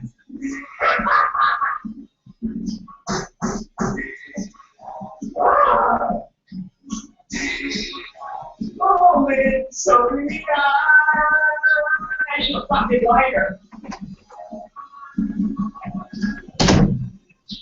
We're back, ladies and gentlemen.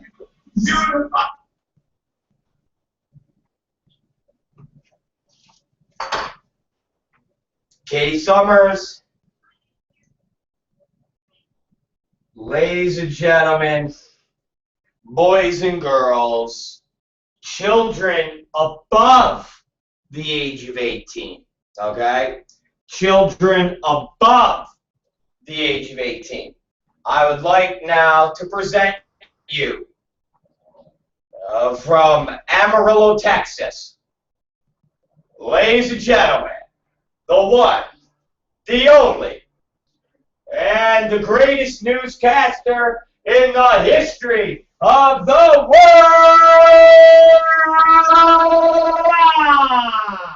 Katie Summers, with the news we can use.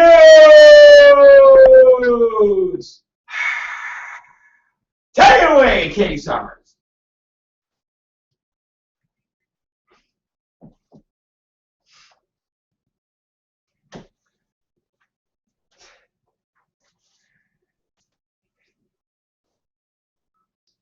I know. I think I'm gonna put one together. After the show, I've got a couple things I got to do as far as production wise, and I think we might have a little surprise tonight for everybody. And some of them will involve the bid blast. I'm excited. That's all I can say. That's all I can say! So that's it. Anyways, go ahead, Katie Summers.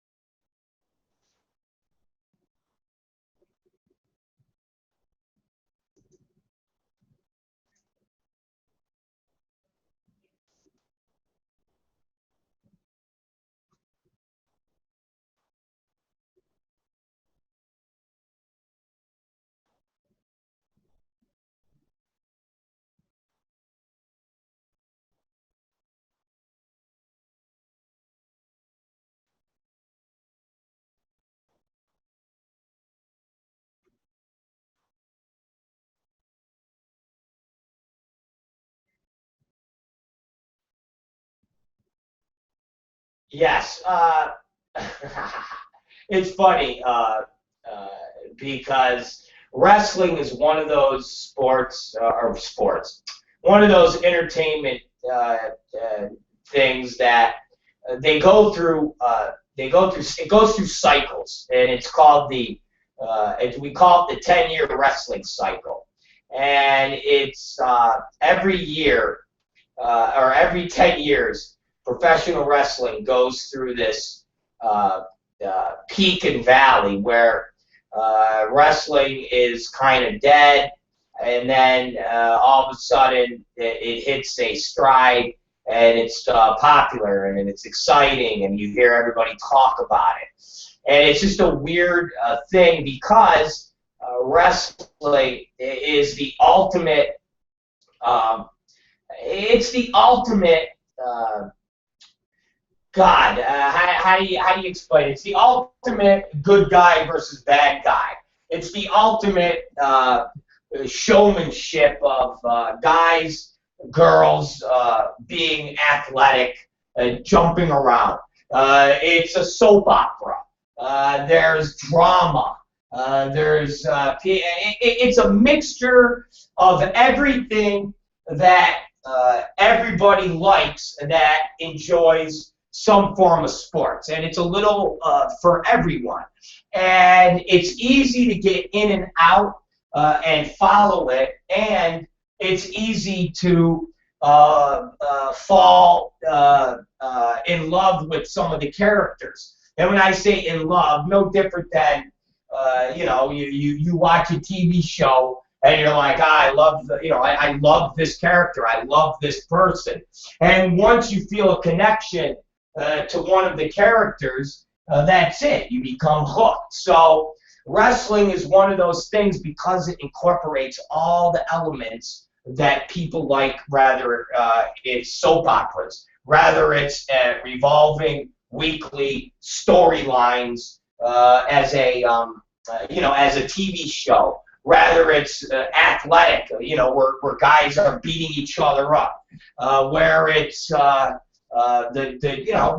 drama, all of those things, and it appeals to children, it appeals to adults, it appeals to women.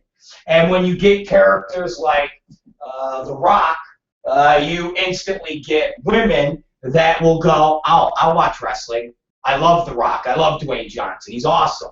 And if you like The Rock and you like watching his movies, if you put him in a wrestling ring, you will get people that like Dwayne Johnson to watch that wrestling event.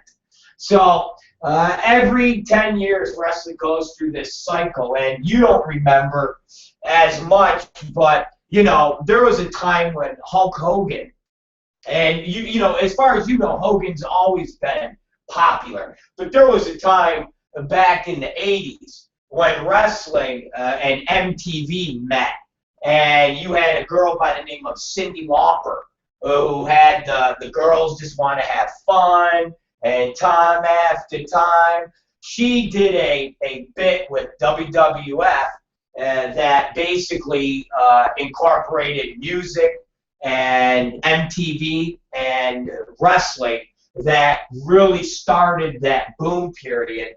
And from that point, Hulk Hogan and a guy named Roddy Piper, they did a gimmick where they beat up Cyndi Lauper's manager, David Wolf, in the middle of the fucking Madison Square Garden. And this is stuff that nobody had ever seen. And at the time, Cyndi Lauper was the other Madonna. It was at the time when the two biggest women singers were Madonna and Cyndi Lauper. You had Madonna being that sex symbol, material girl vibe, and you had Cyndi Lauper being the punky girl with the bright colored hair and the fucking piercings, and she was involved with wrestling, and it was fucking huge. And that lasted for like 10 years. Not Cyndi Lauper, but that boom period where every single fucking talk show you saw Hulk Hogan. I mean, Hulk Hogan was in Rocky III with Sylvester Stallone. He played Thunderlips, and he played a wrestler that is fighting Rocky in the fucking movie in a bit where he's really beating up Rocky, and Rocky doesn't realize that Rocky goes in, and I don't know if you ever seen it, Kat. You never seen it because you never seen the Rockies. He goes into this charity wrestling event where it's boxer versus wrestler, and Hulk Hogan is named Thunderlips. And he's really beating up Rocky. And Rocky's got the boxing gloves. And Rocky's going, talking to him, going, so we'll just, we'll dance around. I'll hit you, you hit me, and then I'll knock you out. And Hogan starts really beating him up. And Stallone is like, well, what the fuck is going on? And they're beating him up. And Stallone gets thrown into the audience, and he has his, his corner take his boxing gloves off, and Rocky goes in and starts hitting Hogan with his bare fists, and starts really hurting him. And then he picks Hogan up and throws him into the crowd, and all pandemonium breaks loose, and the fucking bell rings, and like they settle everybody down, and then Hogan comes up behind Rocky, grabs him, and goes, "Good match." And Stallone's like, "What was all that about?" And he's like, "Gotta make it look good for the fans." And fucking Rocky goes, can we take a picture of my kid? And Hogan's like, "Yeah, sure." And it's just the breaking of character of the wrestler then becoming like this, like where it's all fake. And that fucking sent Hogan into another stratosphere of popularity. And like I said, Hulk Hogan was the biggest star. He was on Letterman, Jay Leno, on Johnny Carson. I mean, he was on every talk show you could imagine. And wrestling was huge. And then it fucking died because you had a steroid scandal and a whole bunch of things. And then Rocky, which would be Dwayne Johnson, The Rock, and a guy named Stone Cold Steve Austin, they brought kind of wrestling back into the popularity again. And they created a whole nother brand of wrestling, and they call it the Attitude Era. And that was when XPW started, and that was in the 90s. And it became more violent, more bloody, and that's where you fucking were inducted into professional wrestling.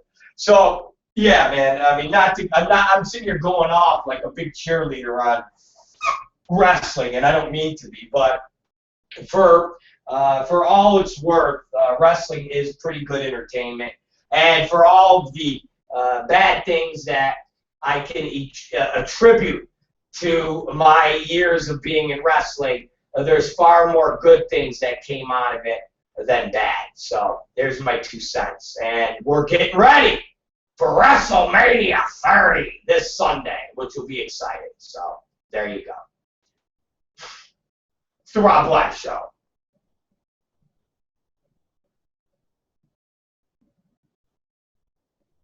That's all I got.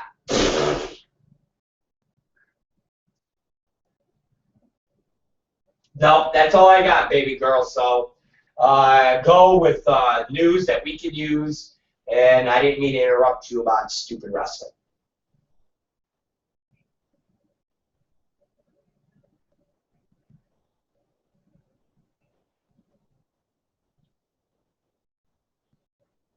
A chupacabra! Chupacabra! Chupa-fucking-cabra!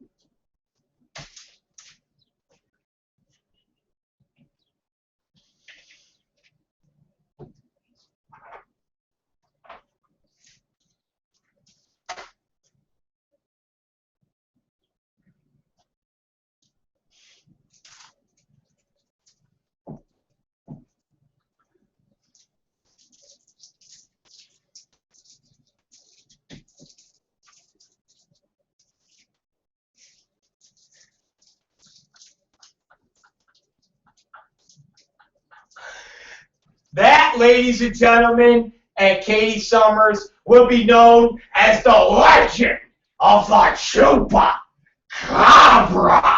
Oh, yeah!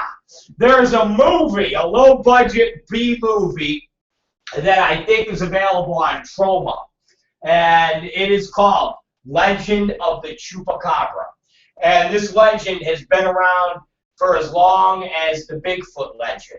And it is true, not the creature exists, but that people claim that there are these little dog, fox-like creatures that are spawned from the devil, and they are called Chupacabra. Now, to me, it sounds like a disease that you get from getting a blowjob from a dirty Mexican girl in Tijuana. You're like, Doc, I think I got a touch of the Chupacabra. And he goes, yeah, is your dick burning when you pee? Yeah. Is there green, white pus-like substance coming out when you milk it? Yeah. Oh, yeah. you got a dose of the Tijuana Chupacabra.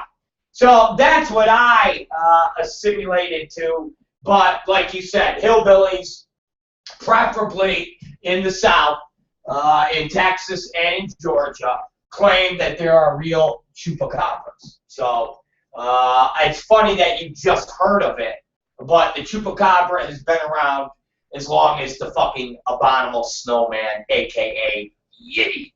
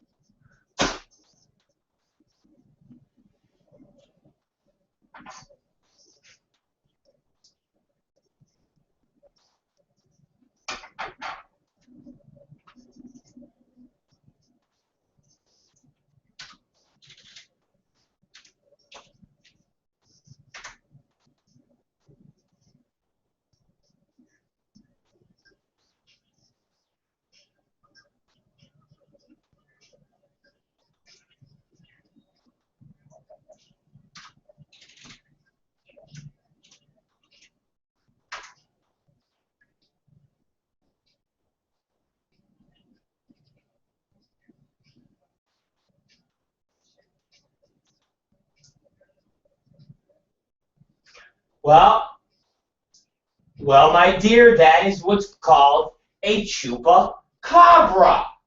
The legend of the fucking chupacabra. All right, that's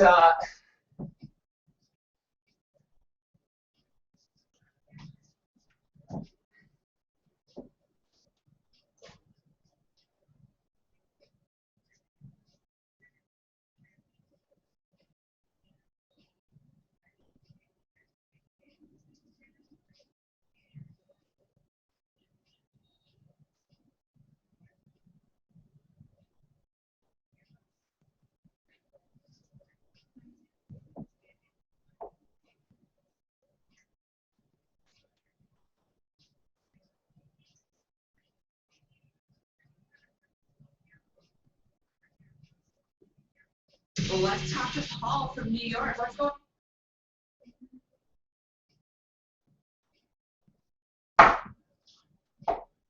a hairless werewolf. Well, it might be a hairless werewolf. We're just going to call it a chupacabra. That's it, okay? Let's go with chupacabra. I just love to say the word chupacabra. I love that word. You got to admit, it's an awesome word. Chupacabra.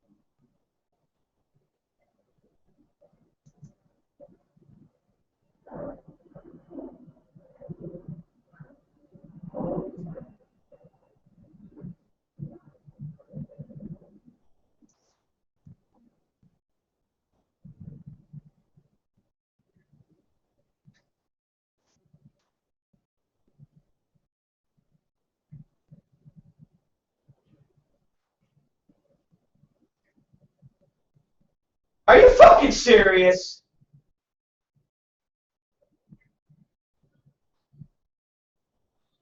And you had a girl that is obsessed with ham, and she got stuck in a fucking storm drain. What we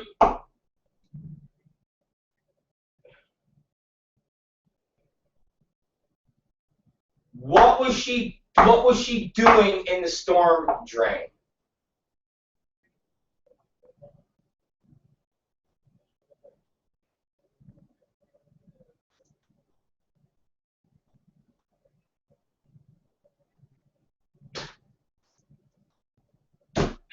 How fat is she?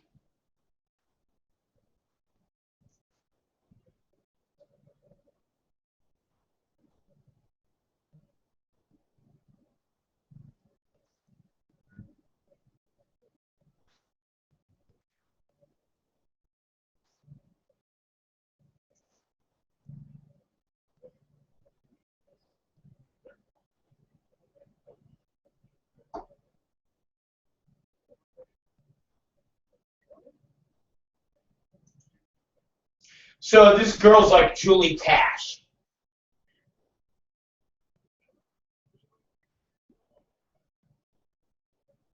Okay. Okay. Okay. We are officially under. We understand now. All right. All right. We understand exactly how fat this motherfucker is. Very good. Okay. All right. Very good.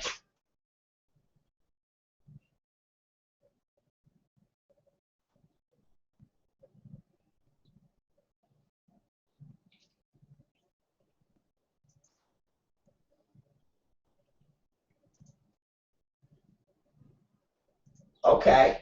That's fat still. I mean, that's disgustingly fat.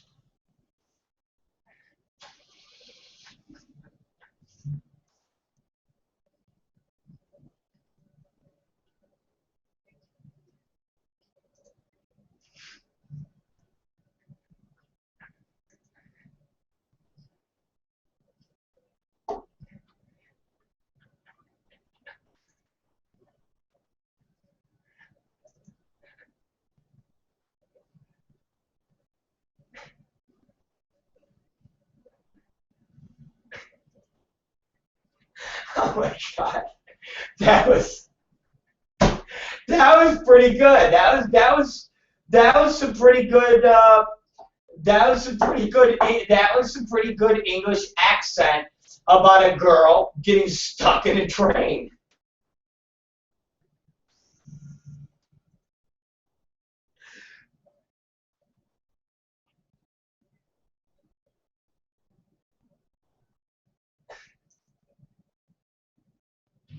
I've got to admit that it is obvious that you are a reality TV fan of the English housewives or the English housemates or anybody English you are definitely a fan of because that was impeccably awesome. And that is Katie Summers' imitation of a big fat English girl being stuck in a sewer drain. And Katie Summers has informed everybody that one would think, on top of being told not to drink the water in Mexico, they would also be told not to go into a storm drain to retrieve your fucking phone.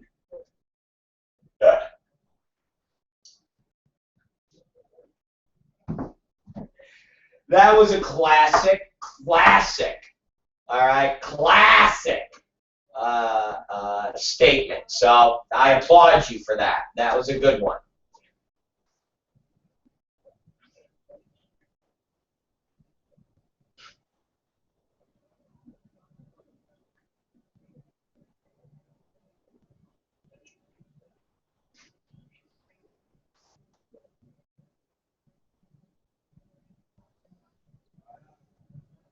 Oh my.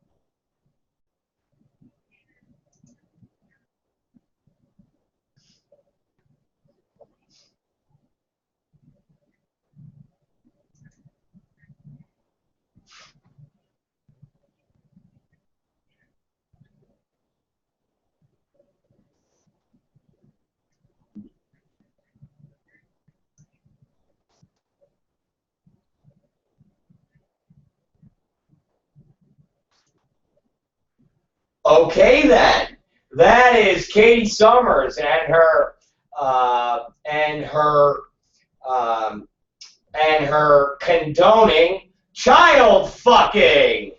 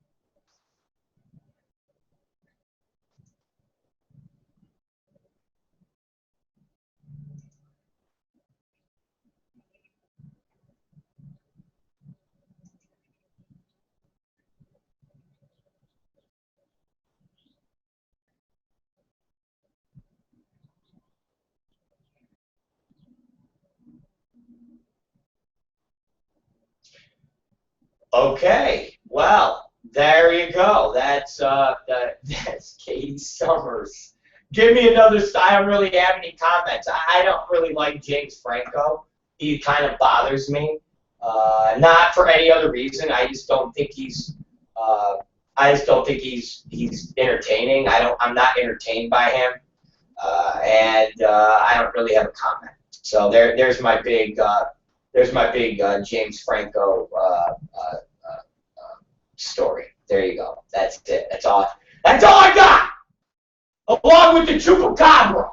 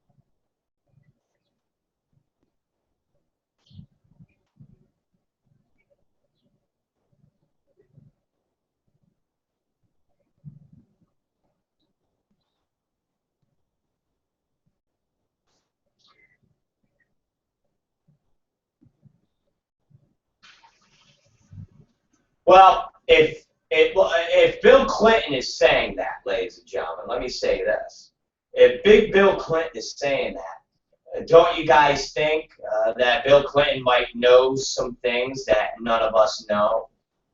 Don't we think that possibly for Bill Clinton to say, if aliens come and visit us, he wouldn't be surprised? This is a man that was in the White House for 8 years. Don't you think he knows what's really at Area 51? Huh, ladies and gentlemen?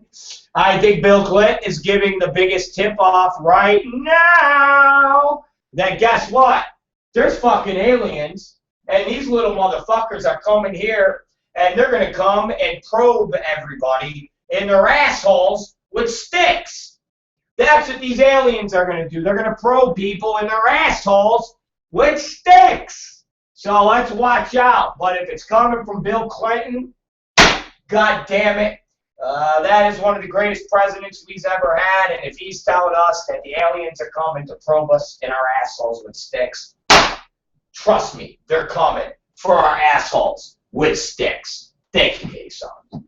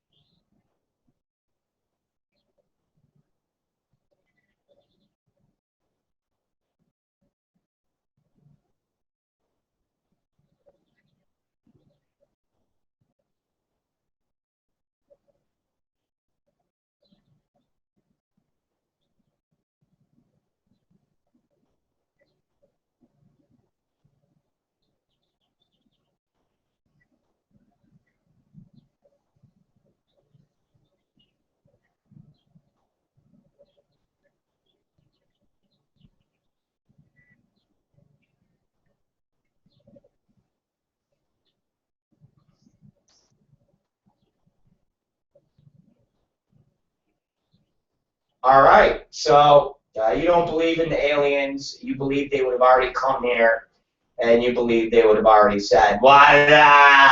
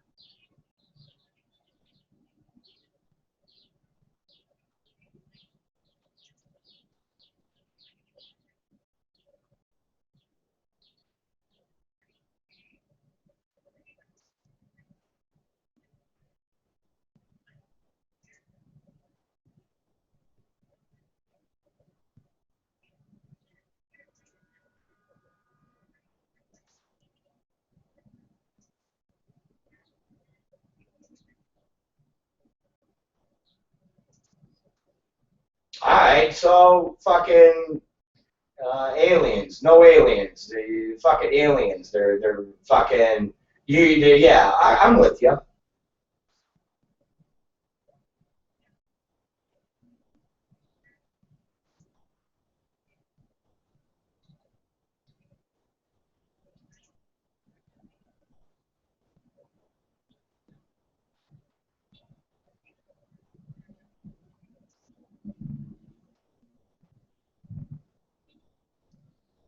When's it coming? In May?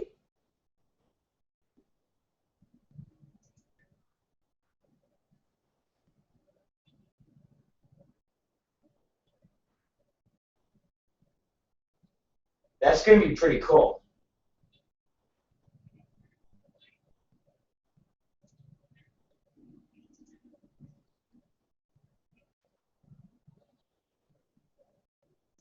When I wonder if they'll be coming here to LA. I'm sure they got to.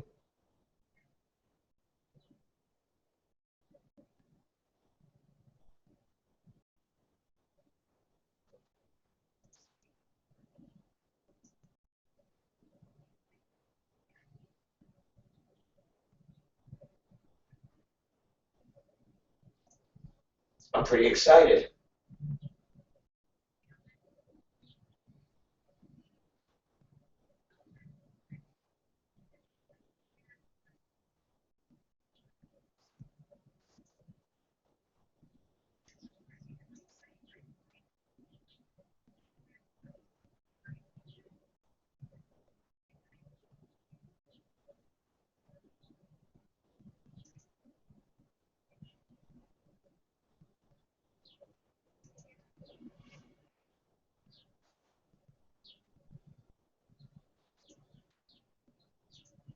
Yeah, he cut his dick off.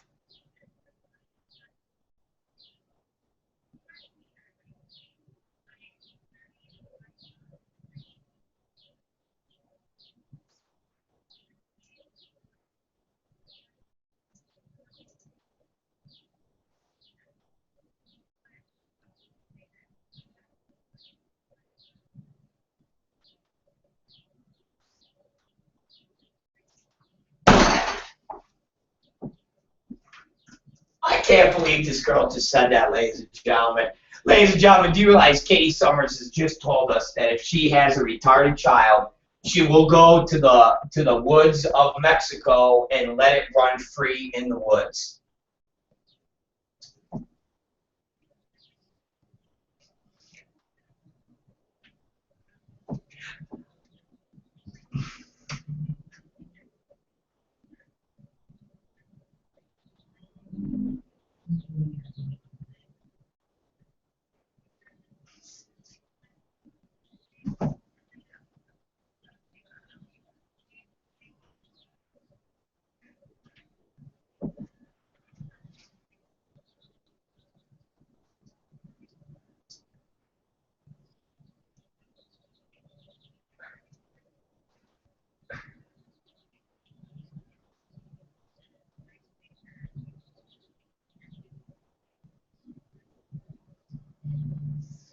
I didn't know there was a retard in Glee. It's a full-on retard with the Down syndrome-looking face.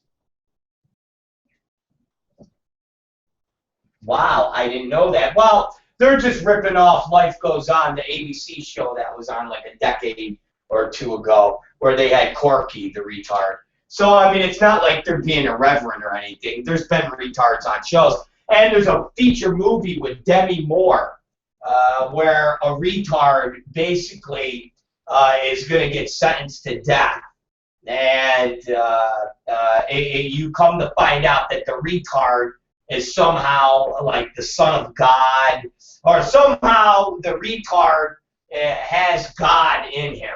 And if they kill the retard, they kill I don't fucking remember. But somehow it made it be that the retard was some godly type figure, and it was like a race against time to not kill the fucking retard in the electric chair. Demi Moore was in that movie. It's a fucking retard. And the retard is fucking ugly. And he's big. He's like a bulky retard.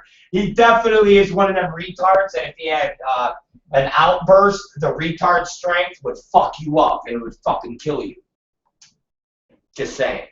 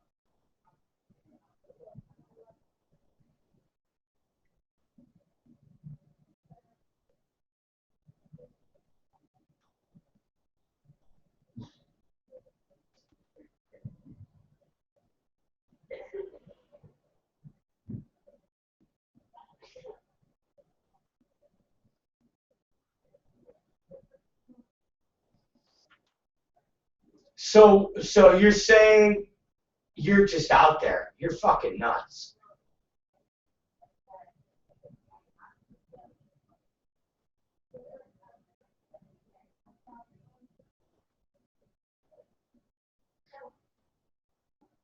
You're sitting there drinking.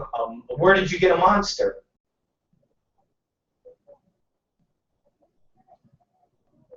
How is that Monster? Does it taste good?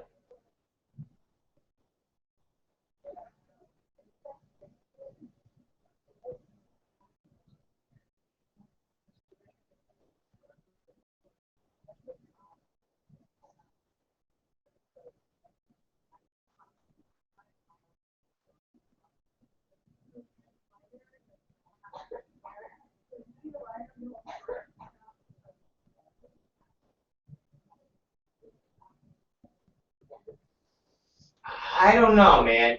I don't know. I don't know. I don't know what to tell you, God damn it. I don't know. I like the Monster Rehab drinks that I drink because they only got like 10 calories in them. So I like that shit. Because I don't like to have all that sugar in me. And it gets me all fucking, it gets me all fat. And I don't want to get fat. So I want to keep staying slim and trim and physically fucking stuffed.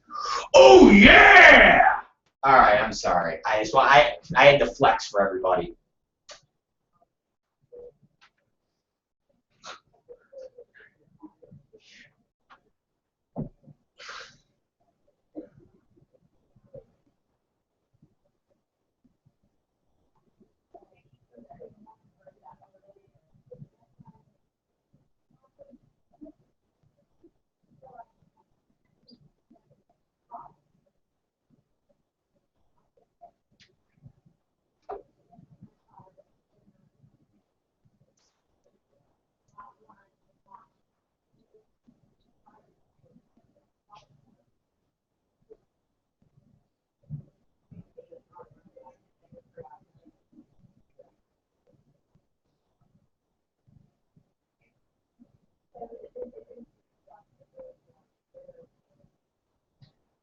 What are you talking about? Shit.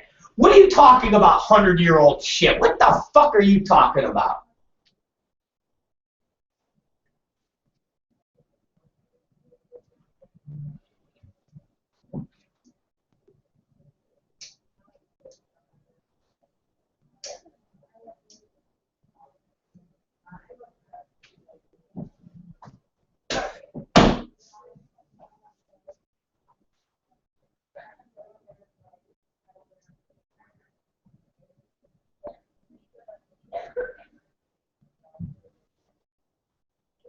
Are you out of your fucking... Okay, and it was fermented, it was hardened. What was it?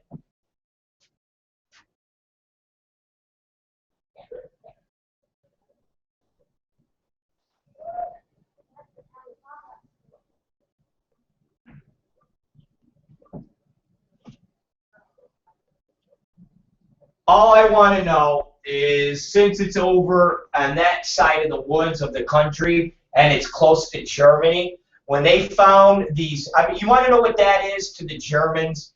That's like when we saw that documentary on CBS about the people that are making the pure Tennessee whiskey, and they use the old whiskey barrels that have been around for hundreds of years, and it's fermented. That, to the Germans, is like finding old Tennessee whiskey, fucking finding fermented shit, and old fucking barrels like that. You probably had a fucking a truckload of Germans that were on their way to Denmark just to feast on those barrels of fermented shit. That is a fucking delicacy to those German motherfuckers.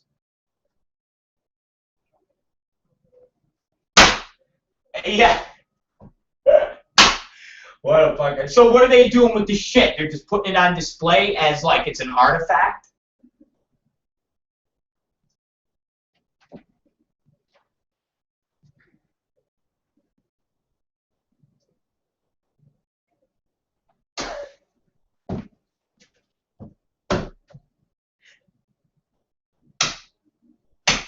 Like I said, they better keep that shit under lock and key, because them Germans are going to go over there and try to fucking eat it all.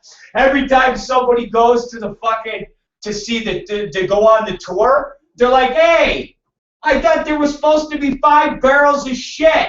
They're like, there is. They're like, nah, man, there's only 3. They're like, that fucking German tour bus, they must have came and ate the fucking 2 barrels of shit. And in the corner, you see a whole bunch of Germans, yeah, Scheiße, ja, oh, ma, oh, Scheiße. Before you know it, give it another 6 months, there'll be a half a barrel of shit left. And you'll just fucking be snacking on it, all these German fucks.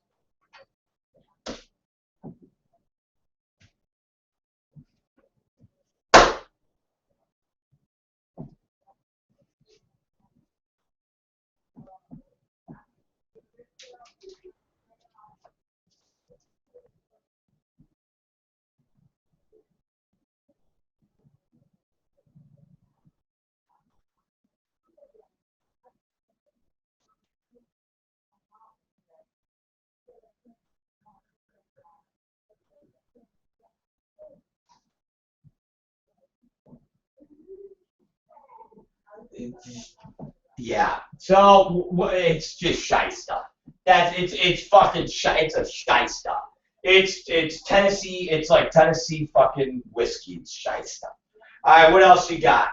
It's 3:13 p.m. Give it to me. Give it to me. Give me some chupacabra.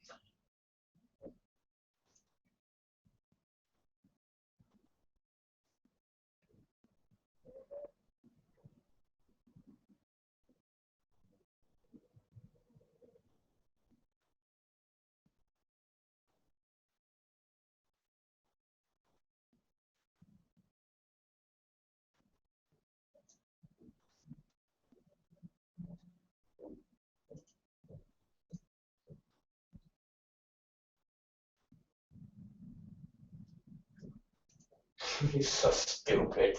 You can't have a bread. That's that because you're dispensing drugs. You're dispensing a drug. You can't have that, dummy. I mean, yeah, you can't have that. You're lucky that they're lucky they're even able to get away with putting a vending machine in there. Most fucking most institutions, they probably have a fight on their hands because you get a bunch of radical right Republicans saying, you know, you're promoting young people to fuck, you're doing, that's what they always say when you try to hand out condoms and stuff.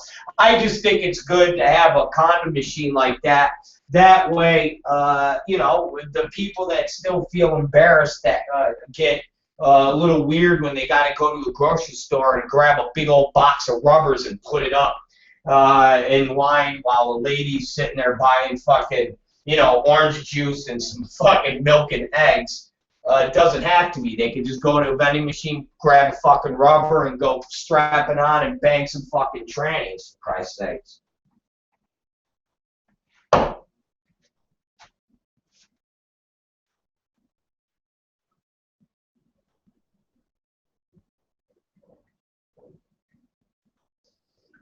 Really? Well,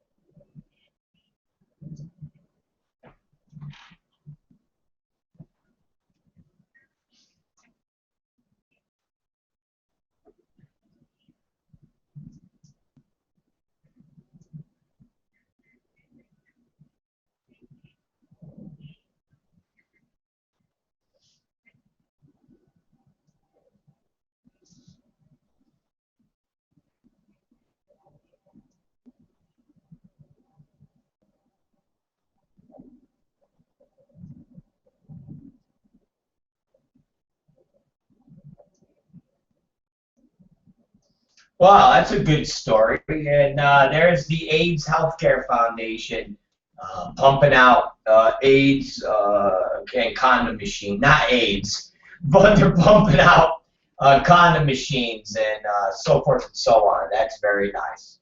All right, Katie Summers, that's it. That's all the news we could use because it's 3:17 p.m. and we got to get ready for the dark side with Monica Foster. So I want you to give us a big sign off. As always, we thank you for being here. You're the greatest newscaster in the world. And I don't know what we would do without you. You are the greatest. Give me all you got. Give me all you got right now. Take it away.